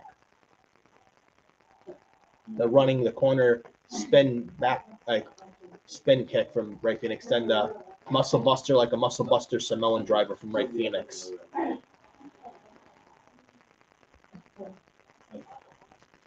I love this match. I love this match.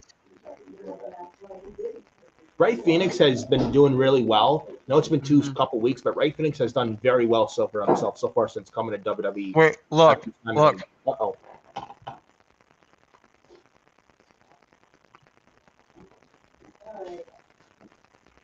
Wait. Santo Legato trying to recruit Ray Phoenix? What the? Wait. Oh, Humberto's showing a sign of respect to Ray Phoenix.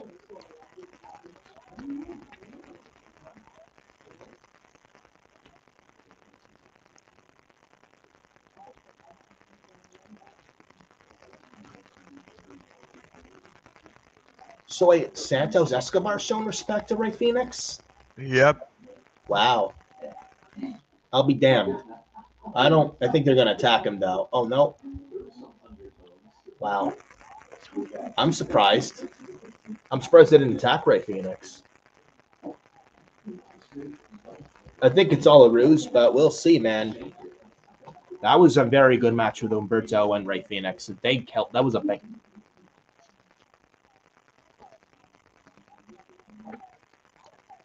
Oh, I said that's about Roxanne Perez.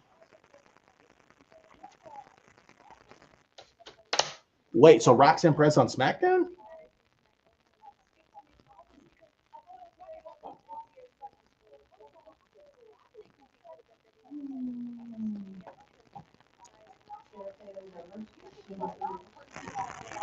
So Roxanne Perez going to SmackDown? I don't mind it. Roxanne versus Stephanie or Charlotte after Mania? I would not mind. I'm fine with that. I would have Tiffany retain and have her be. She is going to retain. Who? Tiffany's going to retain, I feel like. I hope so. Or if you have Charlotte, which I hope not. I mean, Charlotte and Roxanne were the final two. It makes sense, but I would prefer Tiffany. Hold on. So is Roxanne Perez part of SmackDown now?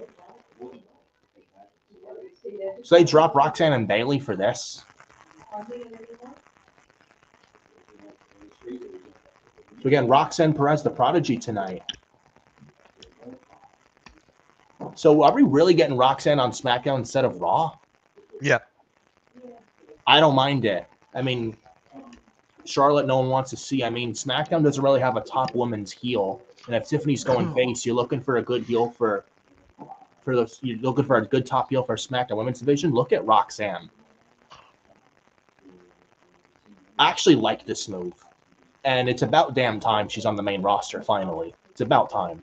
It's funny how I was bringing her up earlier and now. And Sean Ross Sapp tweeted out Roxanne Perez an hour ago, a picture of her. Looks like she's going to SmackDown. Looks like she's called up and put on SmackDown and not Raw. Wow. Oh, wow.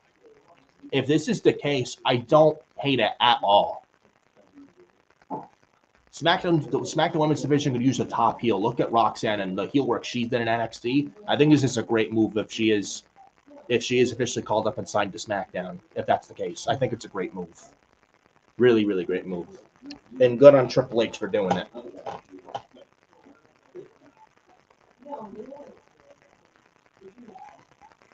So it looks like we're not getting Roxanne and Bailey. We're going to get Bailey and Lyra coming out of WrestleMania. Yep.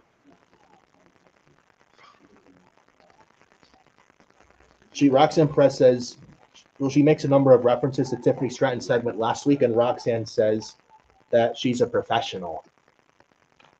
Shots at the Charlotte and Tiffany segment last week, man, that's a shoot. Mm-hmm. Maybe we get Charlotte and Tiffany feuding still after Mania. Maybe they involve Roxanne in like a triangle feud. I don't hate it. We shall see. But I prefer Charlotte off TV, though. But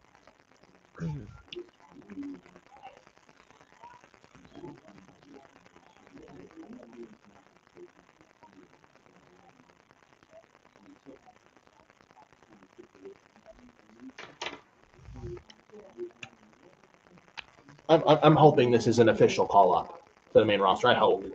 It has to be. It's been too long. She lost to Jordan Grace on NXT Roadblock, and then she was on NXT this past Tuesday in a backstage segment, arguing with Fatal Influence and the Meta Girls in a pointless, like, high school girl arguing segment with Ava. Yep. NXGM. It was pointless. Like, just what are they? It was like I watched it, like, what are they doing? I watched that segment too. Like, what the hell are they doing with Roxanne? They should just I call her up. This is just a waste for her, waste of time for her. I don't know why they even have her doing this in NXT still. They're still there right now to begin with. There's nothing left for her to do there. Just call her up. And I'm hoping this is an official call up. Just get her to the main roster now. She needs to be there. Doesn't matter what show she's on. She doesn't need to be in NXT anymore. Nope. No, she doesn't. Yeah. It's time for her to kill it on Raw or SmackDown, just like she killed it in NXT.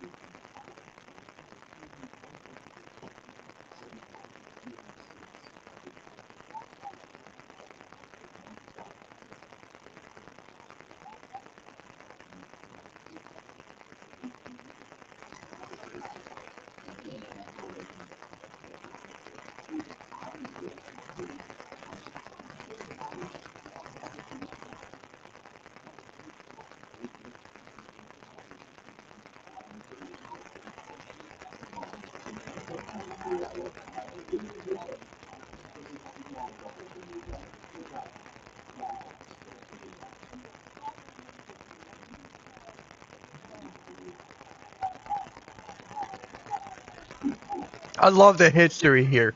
I love it. Yeah, CM Punk and Paul Heyman, very nice video package. Yep. They're showing CM Punk's highlights when he was WWE champion for 434 days when Punk was a Paul Heyman guy. CM Punk's time in OVW. I love it.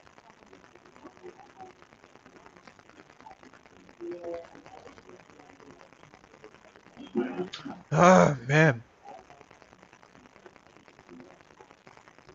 CM Punk for years has always been a Paul Heyman guy. Yeah. Even dating all the way back in 2005 when CM Punk first initially signed to the WWE when he came from Ring of Honor. Yep. And then they revived ECW in 2006. CM Punk debuted for that brand in the summer of 06. And Heyman was very high on him. He was so beloved and over. The kid was so over. And he almost won the ECW title in 2006 from the Big Show. But then obviously ECW December to Dismember was one of the worst pay-per-views of all time. And it was utter dog. It was utter dog shit, that show. That was so bad. It just sucked.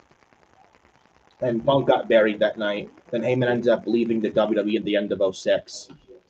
And now, unfortunately, Punk did win the ECW title and did fine for himself in 07 when he won the ECW title off of John Morrison. Then obviously CM Punk won Money in the Bank 2 years in a row, was a multi-time world champion, and then obviously, like I said, WWE champion. One of his reigns was 434 days. I will say I didn't like the CM Punk 2012 matches with Ryback. Remember that? No. God awful.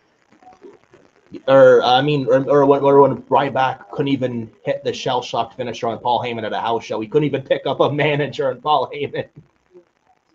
I'm sure you've seen it. That was fun. There is no episode 69 of the Watch Party. Nice one. You missed the episode 69 of Fly Like an Eagle podcast. You missed. Yeah, Ryback was terrible. He was a terrible wrestler. Rybotch. Yeah. Frickin' Rybotch. Couldn't even pick up Paul Heyman. And CM Punk had to work with this guy for 2012 and then 2013, and that was terrible. He almost killed Punk on a Raw segment in late 2013 where he dropped CM Punk on his arm. Where Ryback botched a table spot. Yeah. Oh, Zelina Vega, Chelsea Green. Great. Who cares?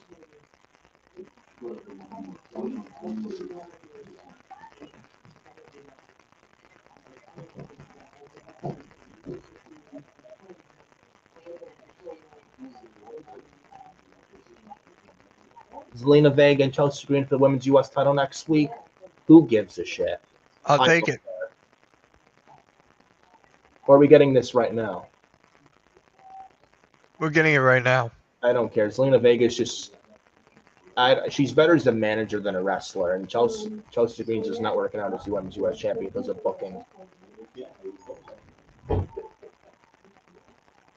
I would say put Zelina Vega back with Andrade. And Andrade needs something going for him right now because he's got nothing going for him right now. I would say put Andrade and Zelina Vega back together to feud with Rey Fenix. I think that would be great. Well, they need more women, so that's why. What do you mean? For the women's roster, that's what I'm talking about. That's why she's separate. I'm talking about putting Zelina Vega back with Andrade. And I'm talking, and then you can't do that because they need more women's roster on the SmackDown side. And that's why add Roxanne Perez. Add like maybe a Sol Luca. Add Stephanie Vetcare. I think that would be great. She's not going to be on SmackDown probably by the Rumble. Well, it's Stephanie Vetcare. I don't expect her to be in NXT that long. I know she's the champion, but I don't expect her to be there that long. Or Jordynne Grace. I think Stephanie, like in the coming months. They're going to want Jordynne Grace there. They're going to want Jordynne Grace there for like a while. She's got there. Well, Jordynne Grace doesn't need to be in NXT. She's been there for a couple months now. Just call her up. Fuck it. They need women. They need all the help they can get this show. Put Jordynne Grace on SmackDown. Have her feud with Naomi. And they have history from TNA. I'd like to see that on SmackDown. That's just me. You could do that. Stephanie Vaquero, as soon as you dropped that women's title, she's going right to the main roster, and I'd put her on SmackDown. She'll probably go to Raw. I don't. But then again, how do you really know? I think the better move is SmackDown. I would say, I wouldn't mind it. Plus, there's a lot. Agree. You gotta wait for the draft. There's a lot more Latinos on Raw. If you look at the Raw and SmackDown side, there's more Latinos on Raw. SmackDown doesn't really have much. Again, you gotta wait for the draft. True. The draft, in my opinion, the draft is pointless because there's no brand split anyway. There's no point for it. Well, there is a brand split because it's no brand split because of WrestleMania season. That's what it is. There was never any brand split. Yes, there was. Never.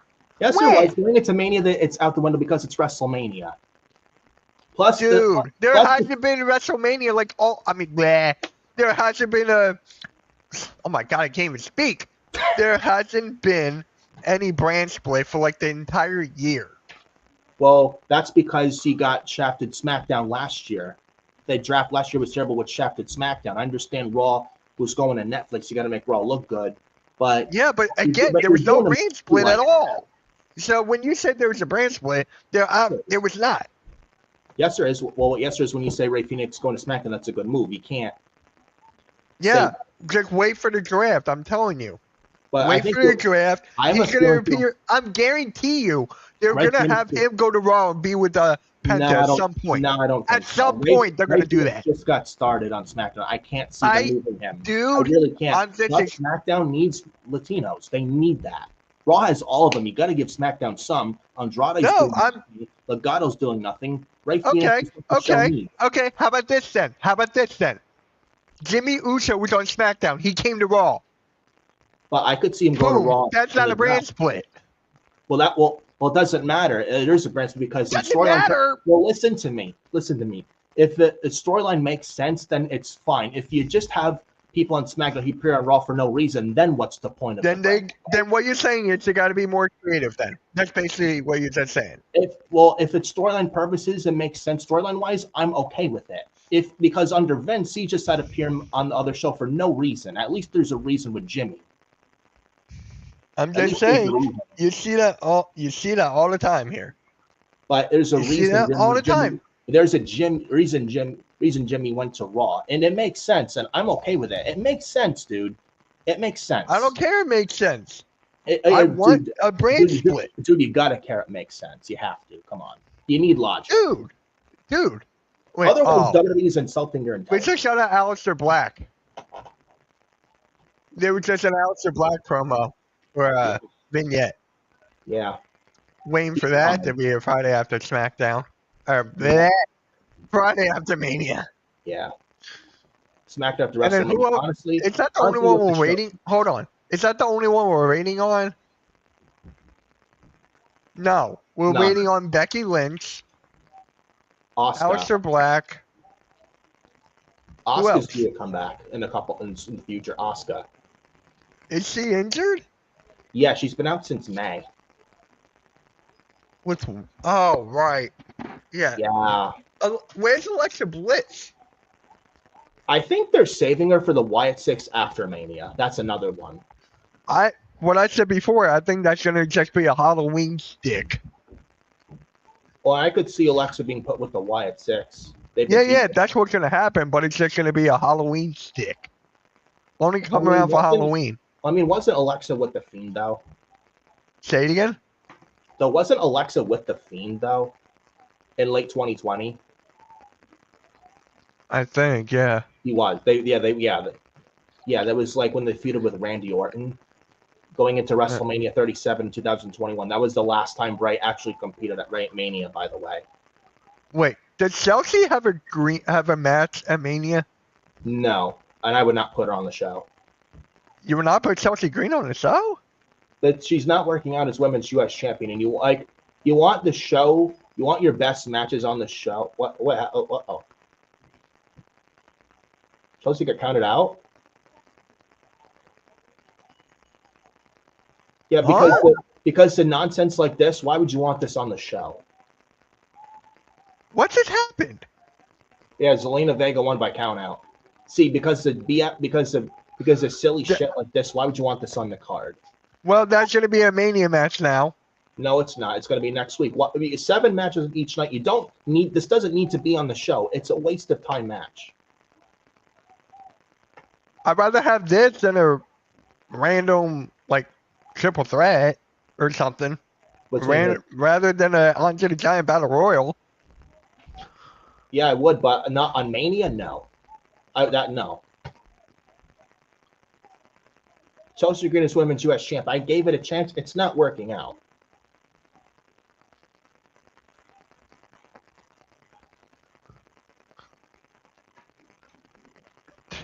Joe Test. I love Wade Barrett. Oh my god. Oh, here we go. They're gonna address the whole Ray Phoenix.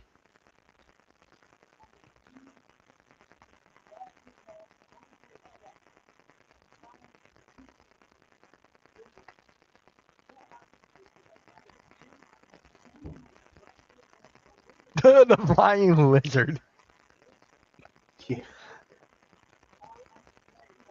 Flying lizard. I'm done.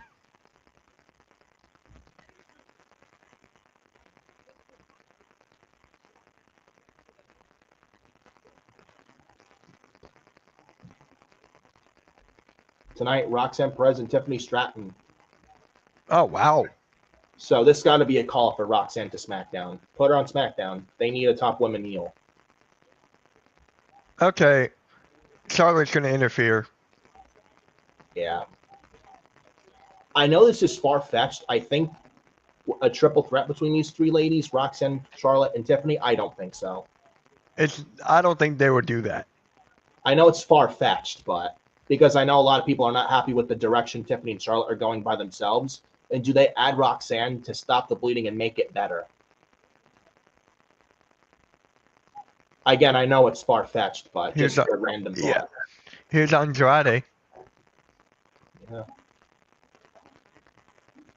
So Humberto's out of Legato, or are they just disappointed in him? I guess. I think the latter. Huh.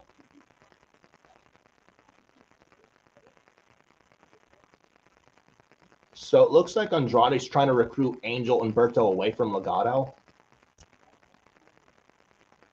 It looks like.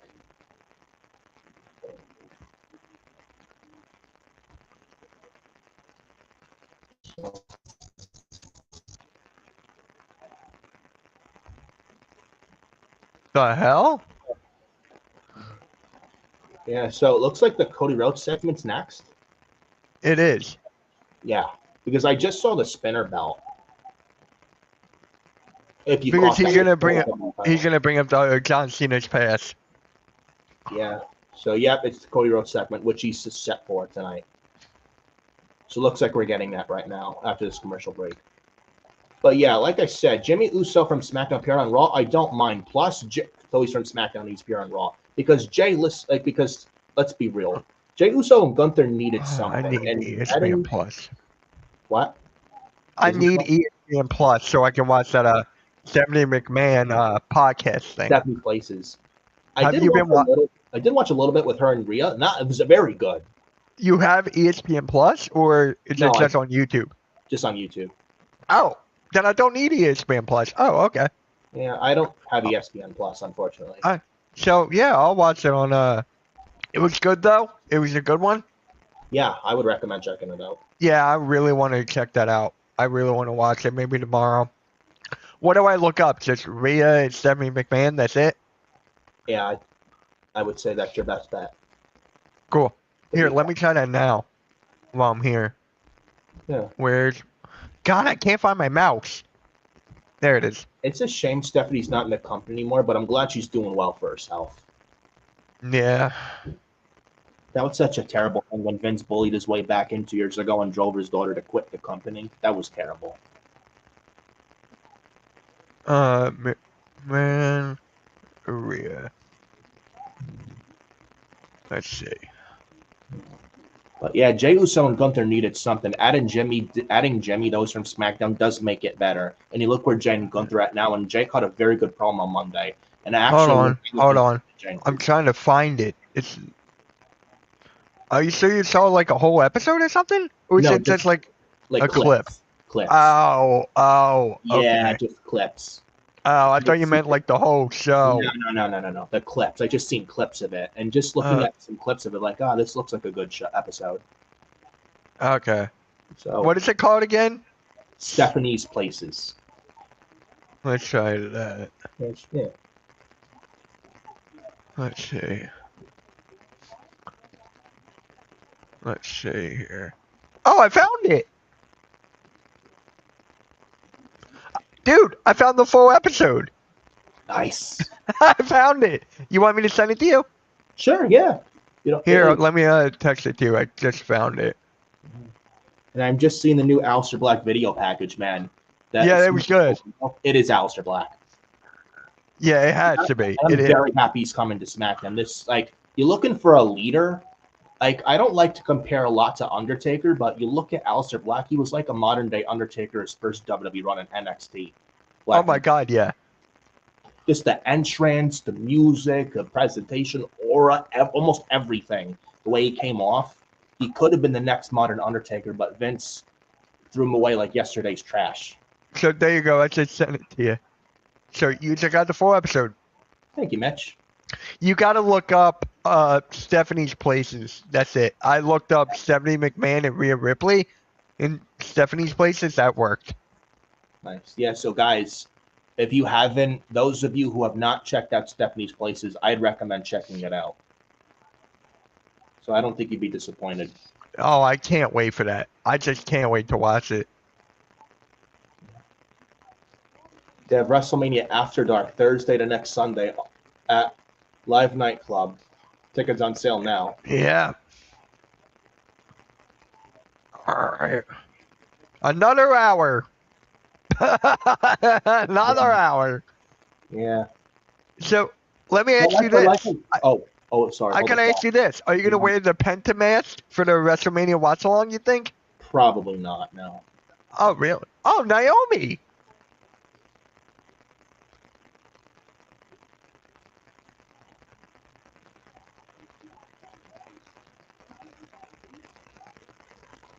Oh.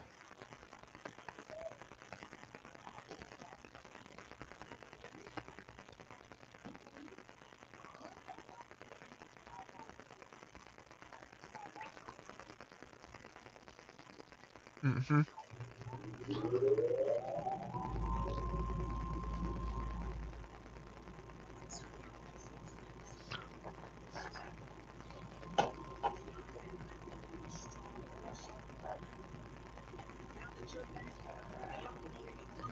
This is good.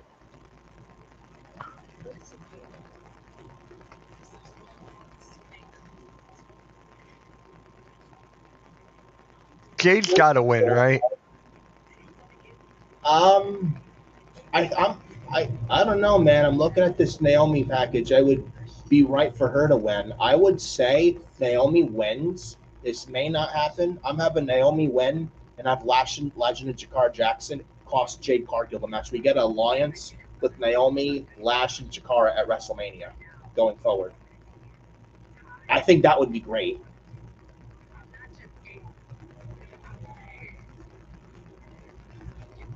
Or maybe Jade Cargill wins in a fluke victory and Naomi attacks her after the match, continuing the feud. Something like that. Yeah, right. It's one of those two finishes I would like to see, I think should be.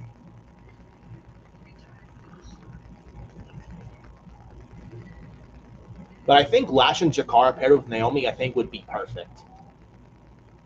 Lash and Jakara have been impressive and getting better lately in NXT as well. They've been getting some shine, and they actually stole the show in Saudi last November, I think at Crown Jewel, if you remember. Yeah. So I think, and they've been in NXT for 4 years, and Lash Legend's gotten better. I'd say call them up. Call them up, put them with Naomi, have them be a force to be reckoned with on that SmackDown Women's division. Let me ask you this. Like, it could have potential. Hold on. Is this match for night 1 or night 2? Cargill and Naomi. Night 1. Do you see Bianca going to be ringside for this? Well, Bianca's going to be on night 2. Yeah, that's why I'm asking for night 1. I could see her backstage before, like in a backstage segment before they start their match, but I don't see any. Kind of like what they did with Kevin Owens and Sami Zayn. You mean like that? Last year? Like what Sami Zayn was going up to the ring to wrestle with Gunther last year? Yes. I could see that. Yes. I feel so bad for KO, man. I feel so bad. They're saying he's going to be out for at least a year. Could possibly miss Mania also next year, which is a fucking shame. That is awful. I feel so bad for KO. Hold on. Did I send you this? I don't think I sent you this, did I? I feel for KO, man, and hopefully, I think he should still be able to wrestle good after surgery, but I don't know. I wish Kevin nothing but the best. Hold on, I did not send you this. I'm about to send you this now.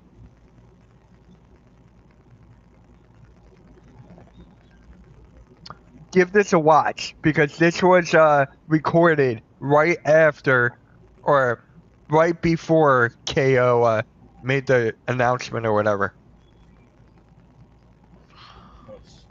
Whoa! Whoa!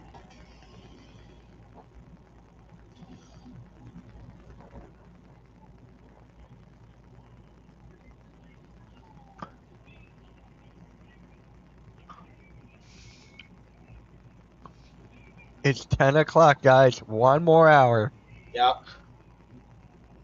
And just to let you guys know, Monday night, Joe and I will be back for Monday Night Raw watch along. We're not going to have any guests or whatever.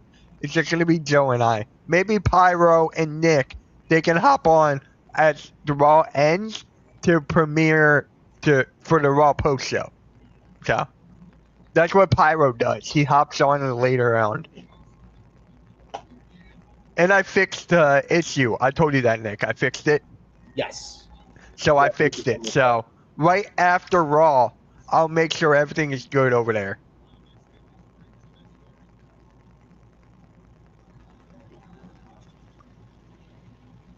Why do I see Cena winning the match and him bringing back the spinner's belt? Why do I see that happening?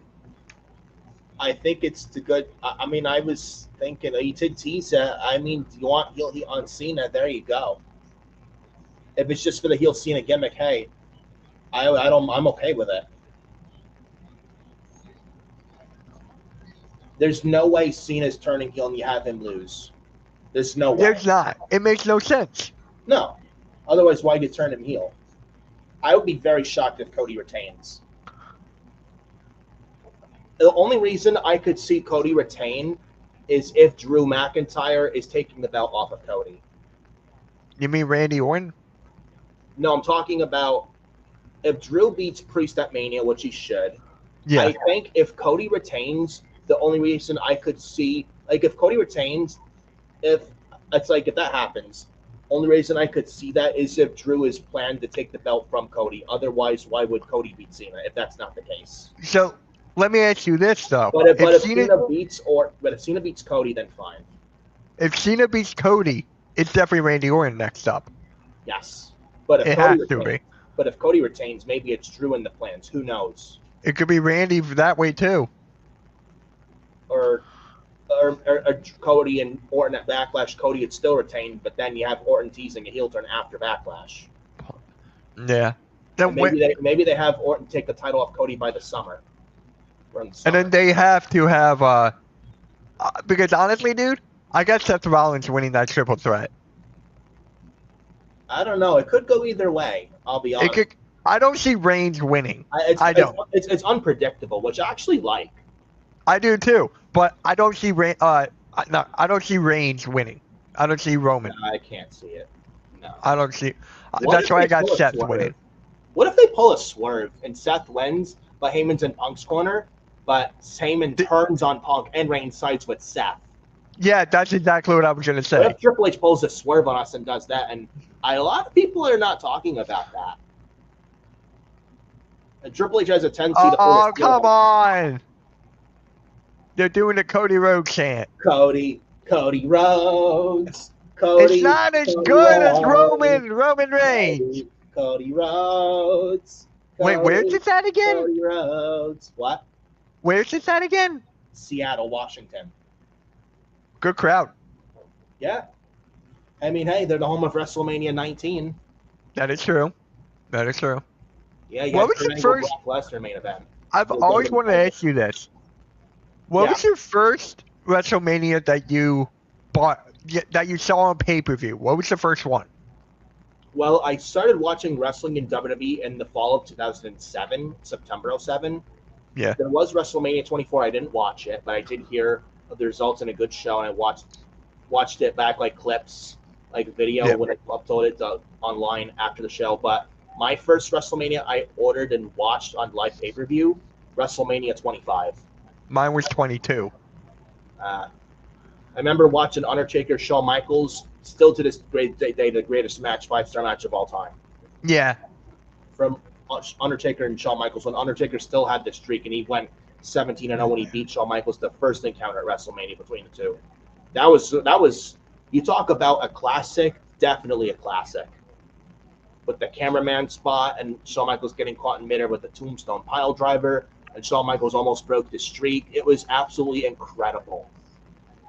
Absolutely amazing.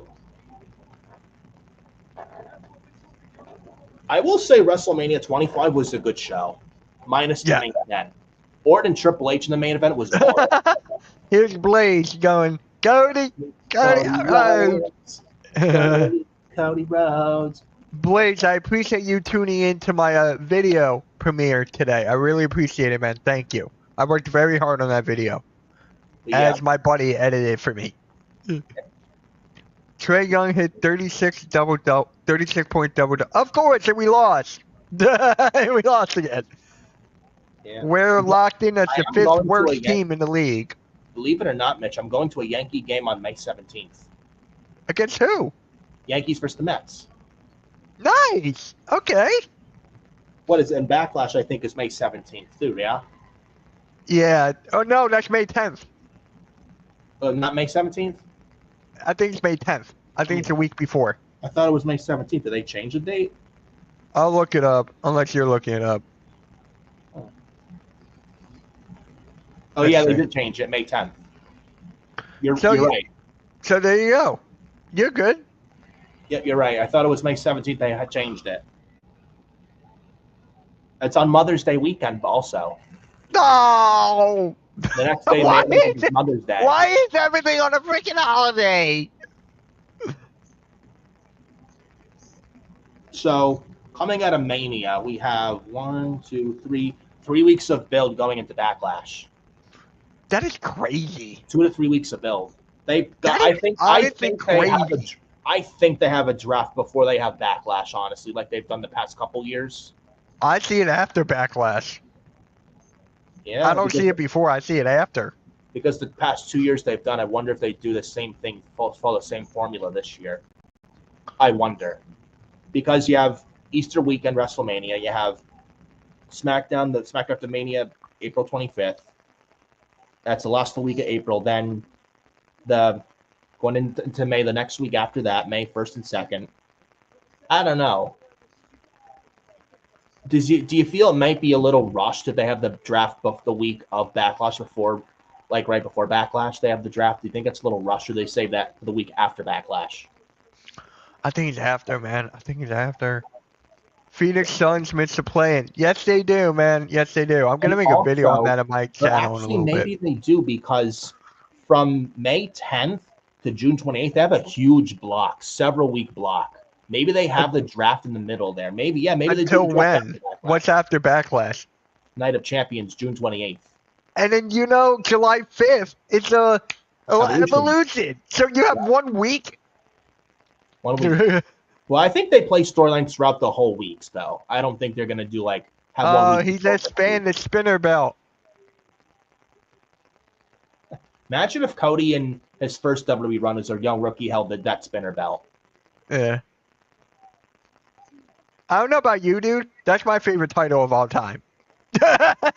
Well, I mean, John Cena had the spinner U.S. belt. That too.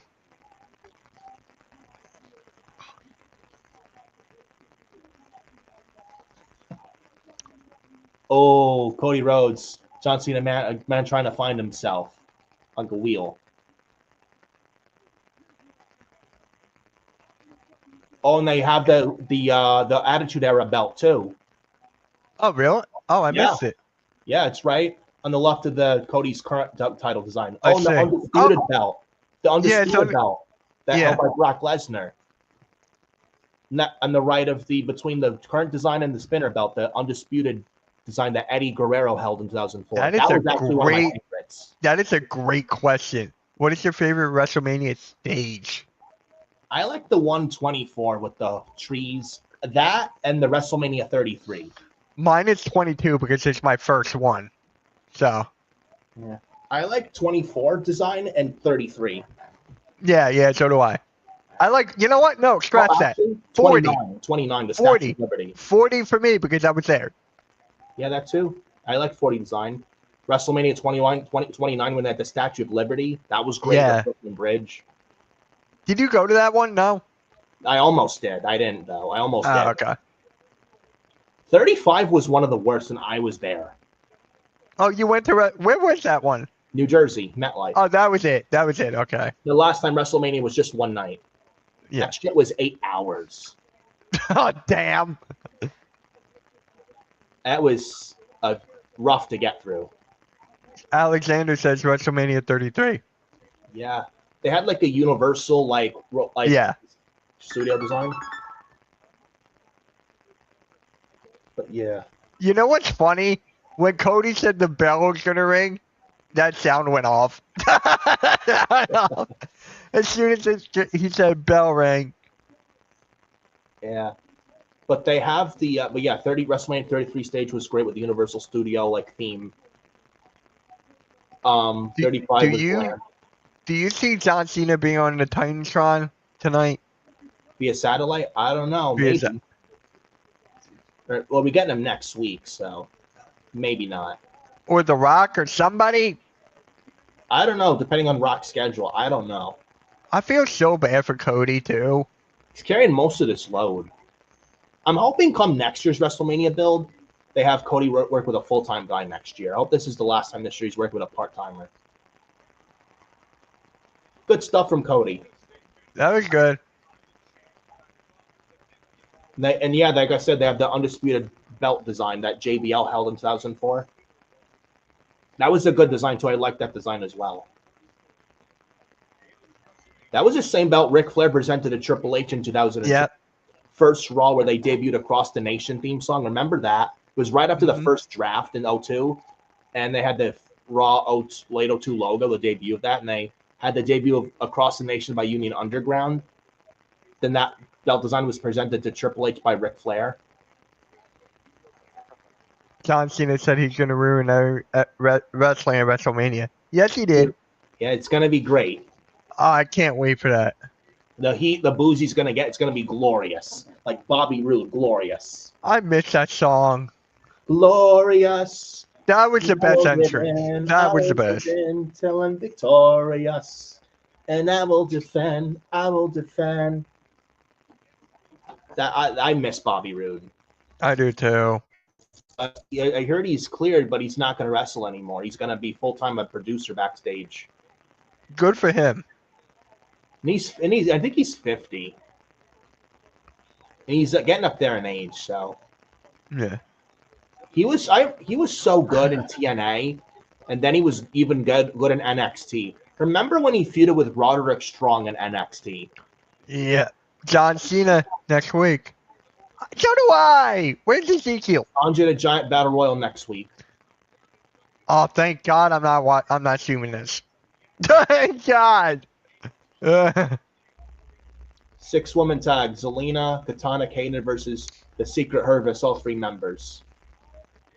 I cannot see Zelina and Chelsea on WrestleMania. I just can't. You know where I would do this? I don't want to see it to begin with, but if you have to have it, what I would do, save this on the SmackDown after Mania, since Zelina Vega's husband, Aleister Black's going to be on the SmackDown. Can you put this on on WrestleMania, please? I mean, that I will say that the Guns and the Street Profits next week should be good, but yeah, I do have to agree. if you just have to add maybe, just maybe 1/8. Thank God I'm not doing this next week. Thank God. Well, it's gonna be a good match though, but I mean, I'm just gonna watch the John Cena promo and that's it. I don't know. You might have a good tag title match next week. You never know. Yeah. What I would do if you're gonna do Zelina Chelsea, fine. I don't want to see it, but if you have to do it, fine.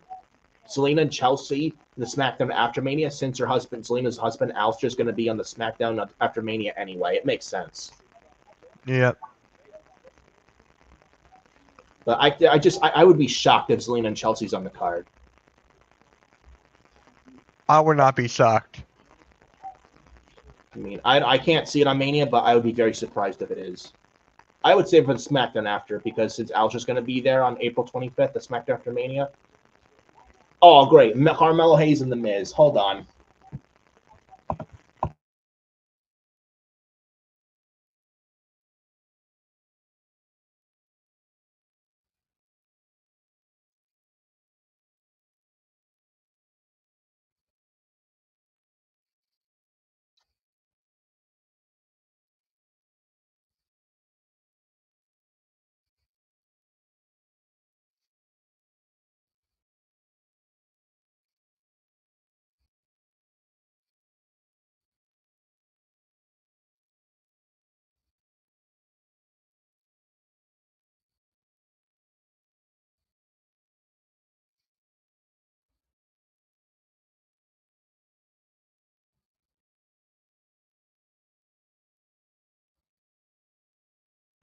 So we're looking at Mello and Miz versus the Street Profits. Shoot me. This is what we're doing with Carmelo Hayes, folks. Paired with the fucking Miz.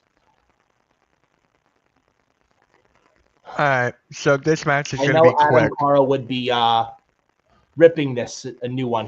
I know he's not happy about this because how he feels about the Miz. There's a reason Adam Carl, my partner on the Forbidden Podcast, calls the Miz cockroach. Yeah. You can't kill the Miz. He's been there for 2 decades, and you can't get rid of this guy. Yeah. Oh, but the Miz is awesome. He's awful. He's a soft wrestling ring style, and he has some of the worst it kicks. Oh, but he's an A-list Hollywood star. A-list Hollywood star. Where? Where? Oh, but Ms. and Mrs. Yeah, no one watches that show. No one watches that show. But we got the SmackDown before Mania, the tag title match between the Profits and the Guns. You got the 6-woman tag, Katana and Kaden versus Katana, Kaden, and Zelina versus Alba, Piper, and Chelsea. And then you got John Cena next week. And then the Andre the Giant Battle Royal. I don't know, man. I'm going to still do the stream next week. Alright, I'll create it for you guys. Yeah, I mean, Xavier said he would be on there. Do it. I'll do it. He said alright, yeah. I'll stick to my word. I'll ask him. I'll shoot him a DM just in case. Knicks versus Pistons and Pacers. Yep, they're all set. I got the Pistons winning that series, and I got the Bucks winning that one.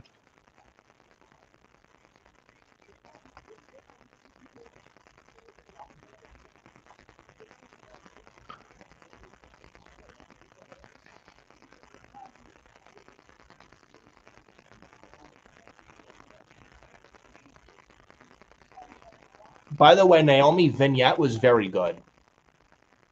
Yeah. I'm loving what Naomi's doing as a heel. Yeah, me too. She should really win at WrestleMania, to be honest. She really should.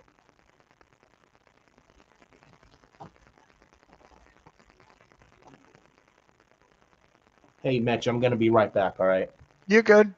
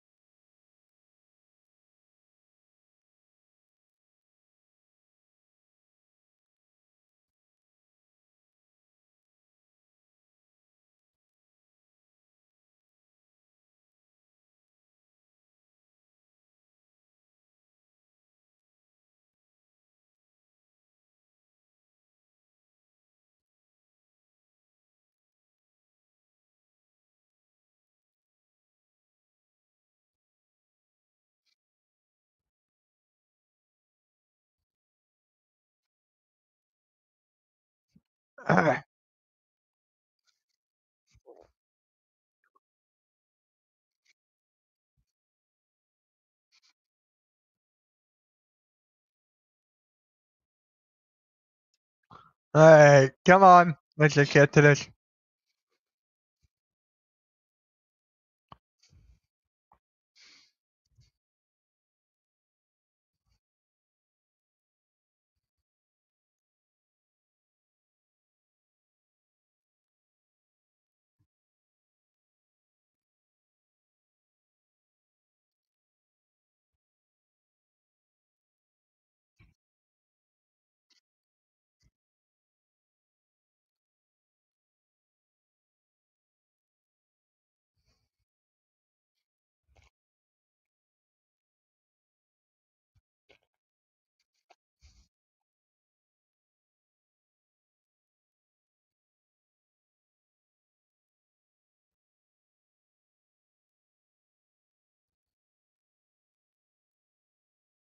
All right.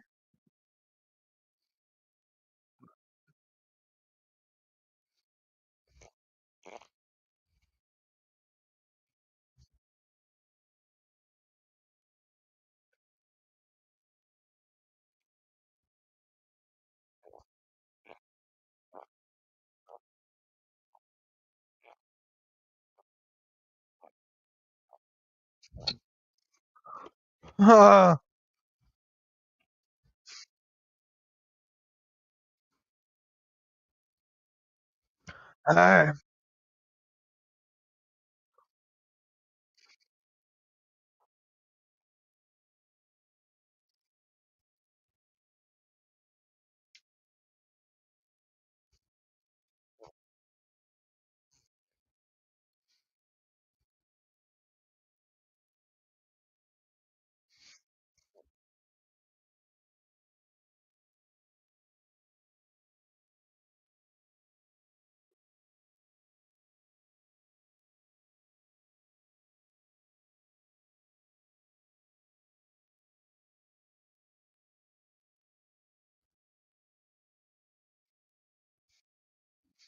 Uh, why? We're just going to see Charlotte come by. We're just going to see Charlotte interfere.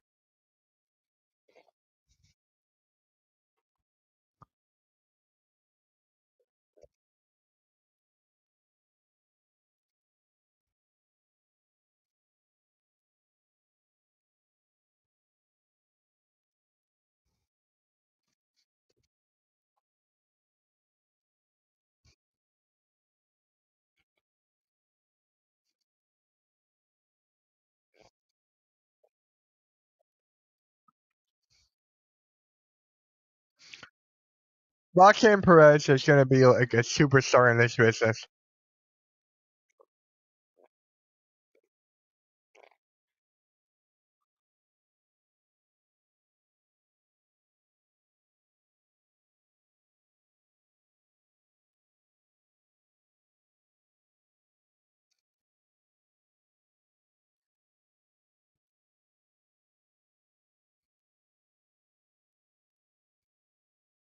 All right. Just waiting for Charlotte to come in and ruin this.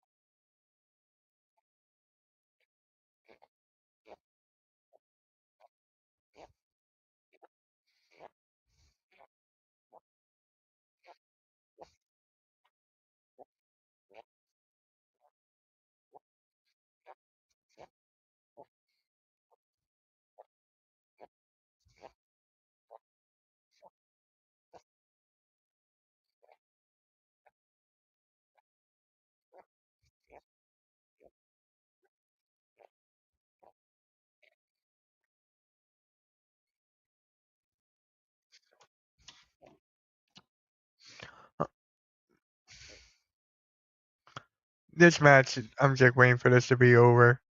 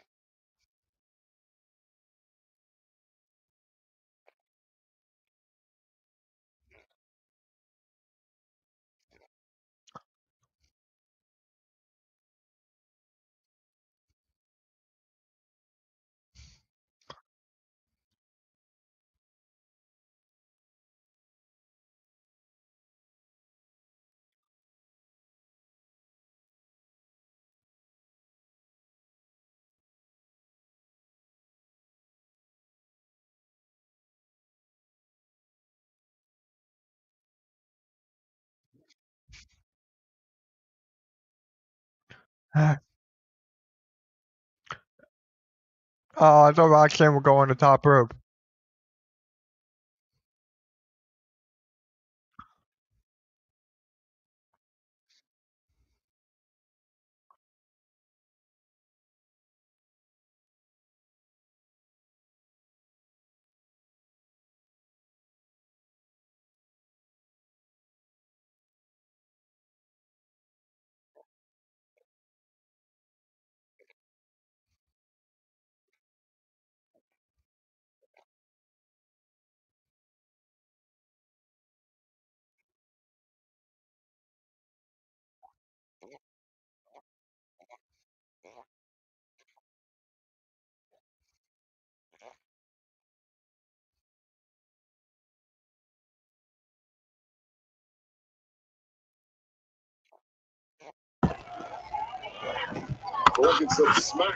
I'm back, guys. I used the bathroom and taking my pills for my leg. So You're good.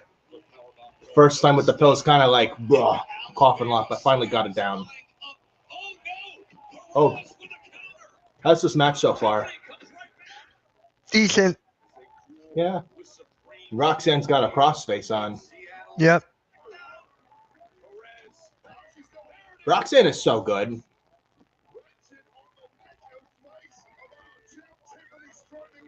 Oh wow, crossface counter into like the rolling fireman carry that Tiffany does before she does the prettiest moonsault ever. Oh, wow. Here we go. Wow. Wow. Tiffany won clean. Good. Yeah. No Charlotte. And a nice showcase for Roxanne, too. Very nice showcase. Oh, spoke too soon. Charlotte attacking and Tiffany.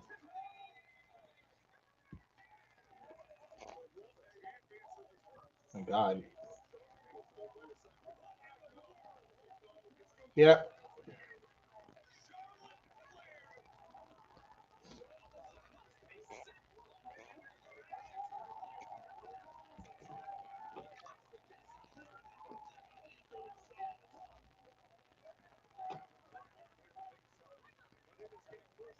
Oh, Charlotte pushing Wade there. Uh-oh.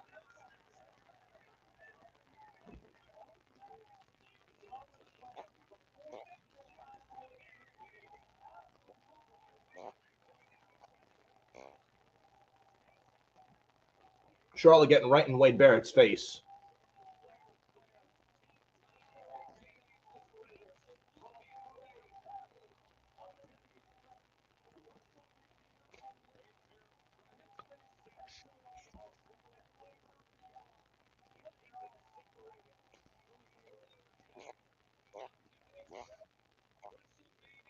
Wow.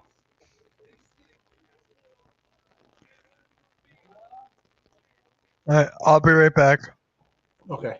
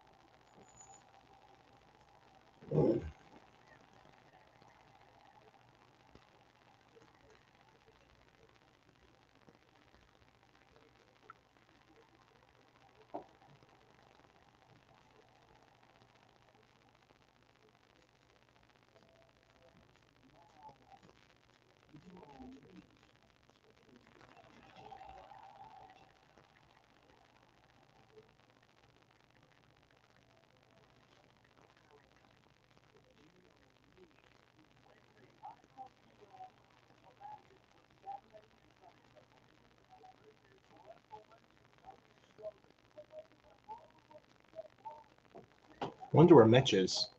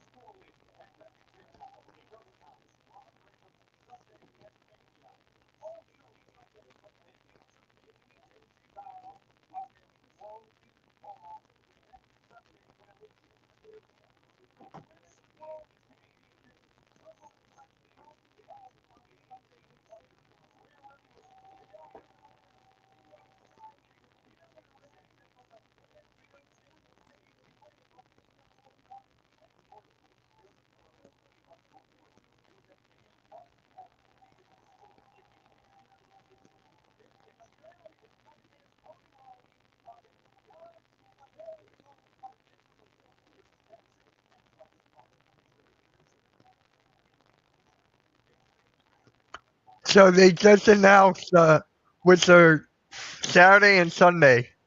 Yeah, the matches for night 1 and night 2, yeah. Yep, they just announced it. Yep, 7 for each night. I like it.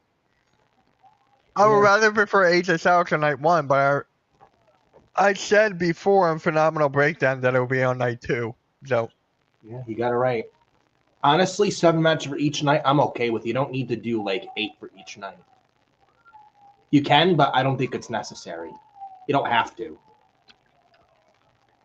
I would just prefer 7 match format, to be honest. I like that format.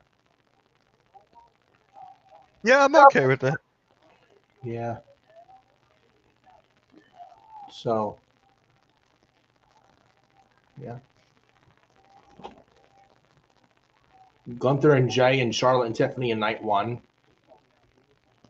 I thought they at least have 1 on each night, but that's not the case. Liv and Raquel versus Bailey and Lyra on night 2. I like that. Io, Bianca, and Rhea on night 2 as well. I think that's going to be the second to last match. What, Will? Bianca, Rhea, and Io. Yeah. This is what I'm thinking they have for the opener and the closer for each night, including second to last. This is what I think. Yeah. Obviously, CM Punk, Roman Reigns, and Seth Rollins is main eventing night 1. I think the opens night 1 is Gunther and Jey Uso. That's what I was telling my friend the other day. Because with the Yeet thing, I think they're going to open the show with that. So they're going to open with Gunther and Jey. I could see Charlotte and Tiffany after Gunther and Jey, the second or third match after. Is the Fatal 4-Way on night 1 or night 2? Night for the IC title, that's night 2. That's night 2. What about Ray and Americano? That's night 1.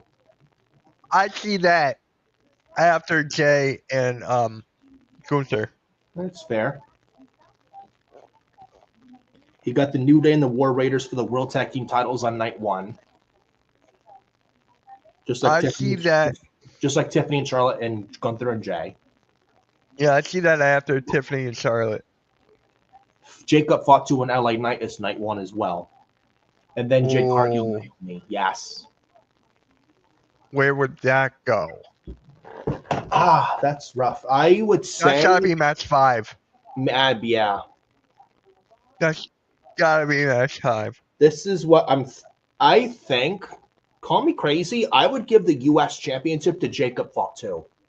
That it's gonna happen like that. They have to. They have to. He is so red hot right now. You want to strike while the iron is hot. Yep. They booked him perfectly. He's been there not even a year, and they've booked this guy perfectly. Yep. Look at Tony Khan, how he books his big men. He books his big men like shit. And look at Jacob Fatu's booking. Dude, it's night and day. It is. Jacob Fatu would be booked like dog shit if he went to AEW. They booked him perfectly so far ever since coming to WWE last June. They booked him perfect. And I don't think he's ever been pinned in one-on-one match. He's never been pinned. I think he's still never been pinned or made to submit in a one-on-one match. So they protected him. They protected Jacob Fatu very, very well. Yeah. And I think the right move. I think it makes sense to give Jacob Fatu the U.S. title, and they should. LA Knight, I think LA Knight's above the U.S. title at this point. He doesn't need it anymore. Just move him up to the main event, like the world title picture. The draft after Mania this year, you know where LA Knight should be? Monday Night Raw. Hey, Raph, what is up, man? Thank you for stopping by, man. Because of John Cena with the WWE title on SmackDown, Cody Rhodes hogging up that main event world title scene on SmackDown, LA Knight at this point, soon, within the next year or two, should be a world champion. LA Knight has more of a chance of being a world champion on Raw than on SmackDown. So a draft after Mania this year, Mitch, I'm moving. Honestly, LA Knight, he should move to Raw, and he's done everything on SmackDown too. He needs a change of scenery. I could easily see him as a world heavyweight champion on Raw.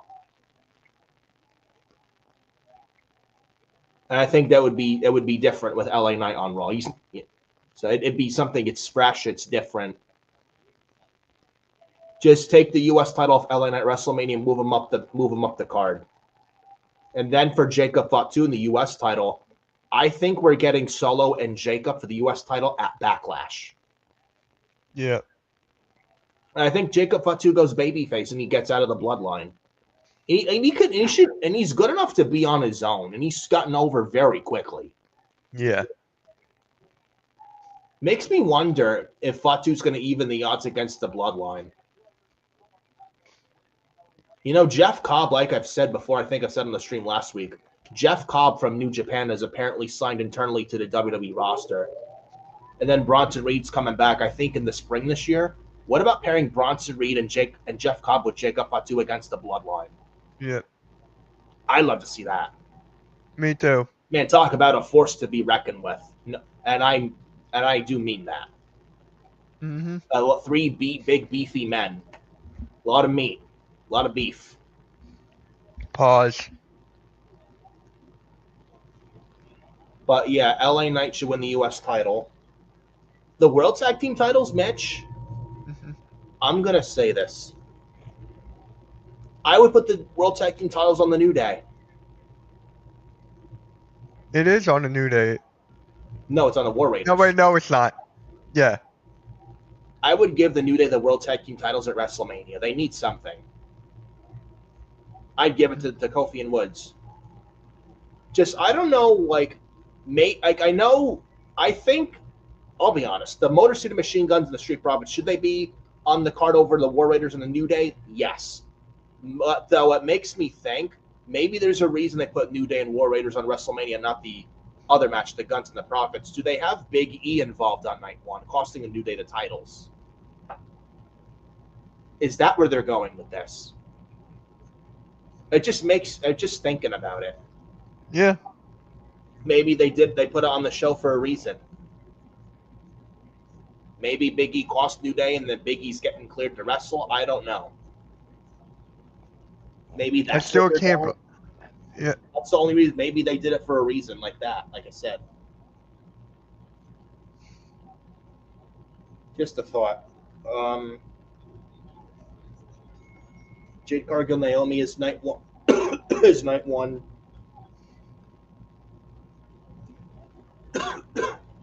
Priest and McIntyre Sin City Street Fights on night 2, just like the Randy Orton match. You alright, man? Yeah, just something went down the wrong pipe. Yep. I took medication, then I was trying to swallow. They're like, ugh. Gotcha. I went down. I couldn't get it down. Then I finally got it down a second attempt. I didn't puke or anything, thank goodness, because I usually gag a lot on pills. Like I have a hard time swallowing pills. Yeah.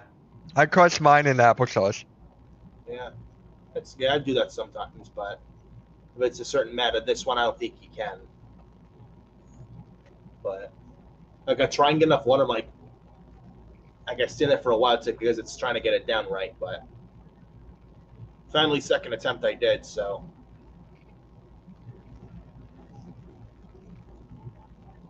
we got less than 10 minutes left of the show, man. Yeah. I see Jacob Fatu coming out. Yeah. And they mentioned early in the show, the beginning, that Ned Aldis said, Solo Sikoa, teasing Solo Sikoa versus Randy Orton at WrestleMania. There's no way. There's no way. I think Nick Aldis comes out at the end of the show to attack Randy Orton. I could see that. Me too. Because Randy Orton's not announced yet for Mania. They didn't announce that just yet. I think it's just a teaser. There's no way. Look what hold on. I gotta make myself full screen for this. Look what WWE posted on Twitter. It's funny. I just seen that. Makes me think what you said. I think Seth could win at Mania. You could. I think so. You're probably right. I think I'm actually going to Seth route. It is Seth. Just based off that alone, it is Seth. Yeah, no one's talking about it. Just based off that, it's Seth Rollins. Seth feels like third wheel. No one's talking about Seth in this thing. It's just like with Io, Ripley, and Bianca. Yeah, Io's winning that. Io's winning that by far. Yes. I think Bianca and Rhea feud after Mania, but Io's going to be still the champion. And Io Sky just won the title. There's no reason to take the belt off her. She's very over. She has a lot more going for her as champion right now. I'd keep the belt on Io. I think that's the right move. It would be dumb to take the belt off her. And Rhea doesn't need it. She's been there, done that. Bianca could be, but since she's feuding with Rhea right now, I think those two feud coming out of Mania. So I don't think it needs a title right now. It's better with Io as champion. It's just there's more that you can do with Io as champion than the other two, Bianca or Rhea as champion. I wouldn't mind either of the two as champion, but I think it's best Io keeps the title. There's more to do with Io as champion. Yeah. Bianca and Rhea doesn't really need a title. No. And honestly, with Naomi as a heel on SmackDown, I can see Lash Legend Jakara Jackson called up from NXT to be put with Naomi in a female alliance on SmackDown. You do that, and I can see Bianca eventually join that heel faction on SmackDown, because I do think when Naomi attacked Jade Cargill in the parking lot last year, I do think Bianca has something somewhat to do with that attack. Yep. I have a feeling they're going to go that route. And you have Rhea and Jade feud with Bianca, Naomi, and the Meta Girls on SmackDown. Maybe bring in Jordynne Grace. She has a history with Naomi and TNA. I think this way you could bring in Jordynne Grace. And if you think about it, Rhea's a muscle woman, so is Jade, and so is Jordynne Grace. I think that's the perfect way to bring Jordynne Grace to the main roster on SmackDown. And you have her feud with Naomi.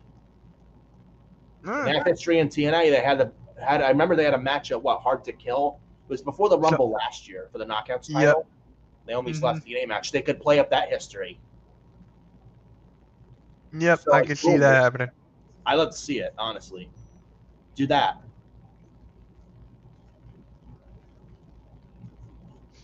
You know? Yeah. I think that'd be good television. Match to be over. It'd be good television. It will. To even the odds, who do you think? I don't know. I like it. If it's Lash, Jakara, Naomi, and Bianca against Rhea, Jordynne, and Jade, who do you think could be a fourth woman to even the odds? Huh?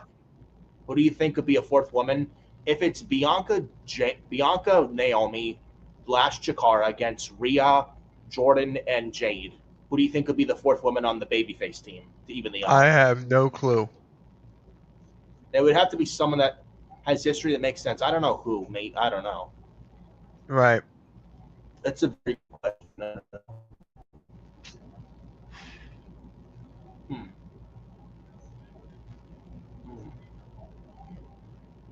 Tiffany Stratton? No. I don't know. I don't know. It's got to be, I don't know. Gosh, who could, who? I don't know. Becky Lynch? No, that doesn't make sense. No.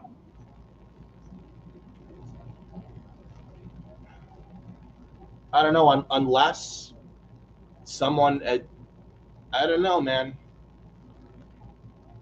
I don't know. Lyra Valkyria? I have no idea. It could be anybody. But I kind of like that heel faction for the ladies on SmackDown with the Naomi, Bianca, Lash, and Jakara. I like that a lot. Mm-hmm. And have Bianca eventually join that faction. I could see Lash and Jakara pair with Naomi either at Mania or the SmackDown after Mania because I think we get call-ups after Mania. Yep, we will. Or maybe a draft. Maybe they draft Lash and Jakara to SmackDown come the draft. Who knows? That could be. We don't know, but either way, I think we're going to get that pairing on SmackDown. I think that there's a lot of potential you could do with that group. Lash and Jakara could go for the tag titles for the women, though they're worthless, the women's tag titles.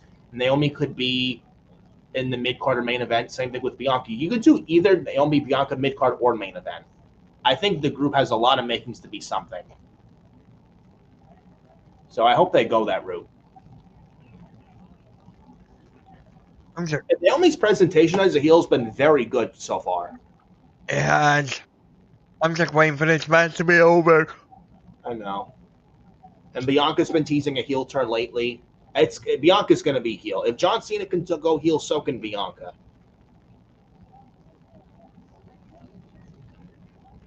Who gets pinned, though? Rhea or Bianca? Who gets pinned? The triple threat? Well, Bianca's undefeated at WrestleMania. That's another thing to consider. Right. I think Rhea Ripley. If they want to really protect Bianca's undefeated streak, though, Bianca loses the triple threat, but she doesn't get pinned. So you could protect Bianca. So you could still say Bianca's still technically undefeated at Mania, like unpinned, because though she loses the triple threat, she wasn't pinned or beaten. You have Rhea eat the pinfall. So I could see. So if they want to protect Bianca with WrestleMania, I could see Rhea eat the pinfall and get pinned by Io Sky. Mm-hmm. RKO and Tama Tonga for Randy Orton. Something's got to happen here.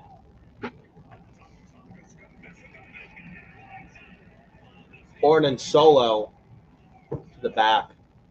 I think this match is going to be thrown out here. And rightfully so. Neither guy can lose.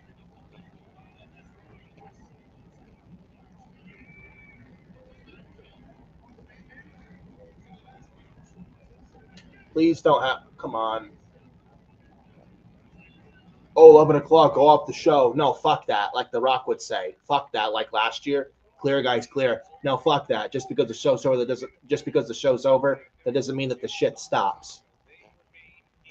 And LA Knight gets the win for a team, beats Tama Tonga off the Blood Force Trauma to BFT. It was clean.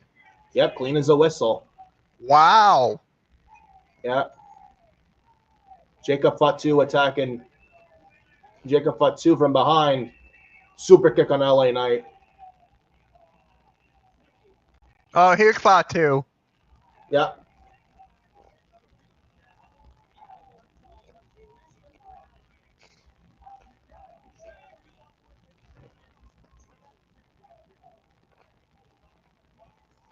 I don't know where Orton and Solo went to the back. They went somewhere.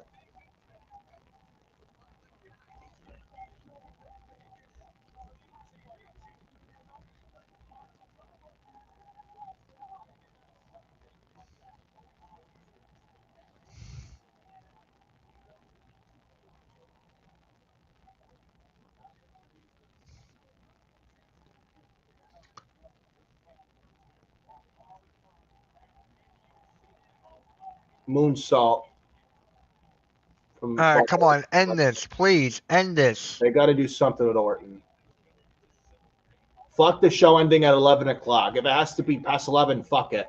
Fuck US Network. Oh, we got to go off the show at 11. No, fuck that. Fuck that. Fuck USA Network and fuck NBCU. Another one. Fuck going off the show at 11 o'clock sharp. Fuck that. All right, I'm ending this. I'm exhausted. All right, no. We'll wait for 9 credits. I have the show. No, 11 o'clock. No, fuck that. Fuck that. I don't fucking care. The Rock I'm ending said, this. the show's not over until The Rock says it's over. I'm ending this. Fuck this. Well, I mean, I think Orton gets announced for WrestleMania next week, I'm assuming. It will be next week. Yeah. All right, guys. He's announced for Mania. Yeah. Make sure you guys hit that like, hit that subscribe. I will not be here on SmackDown next week. It will be Nick and Xavier next week. All right. Catch you guys later. Peace.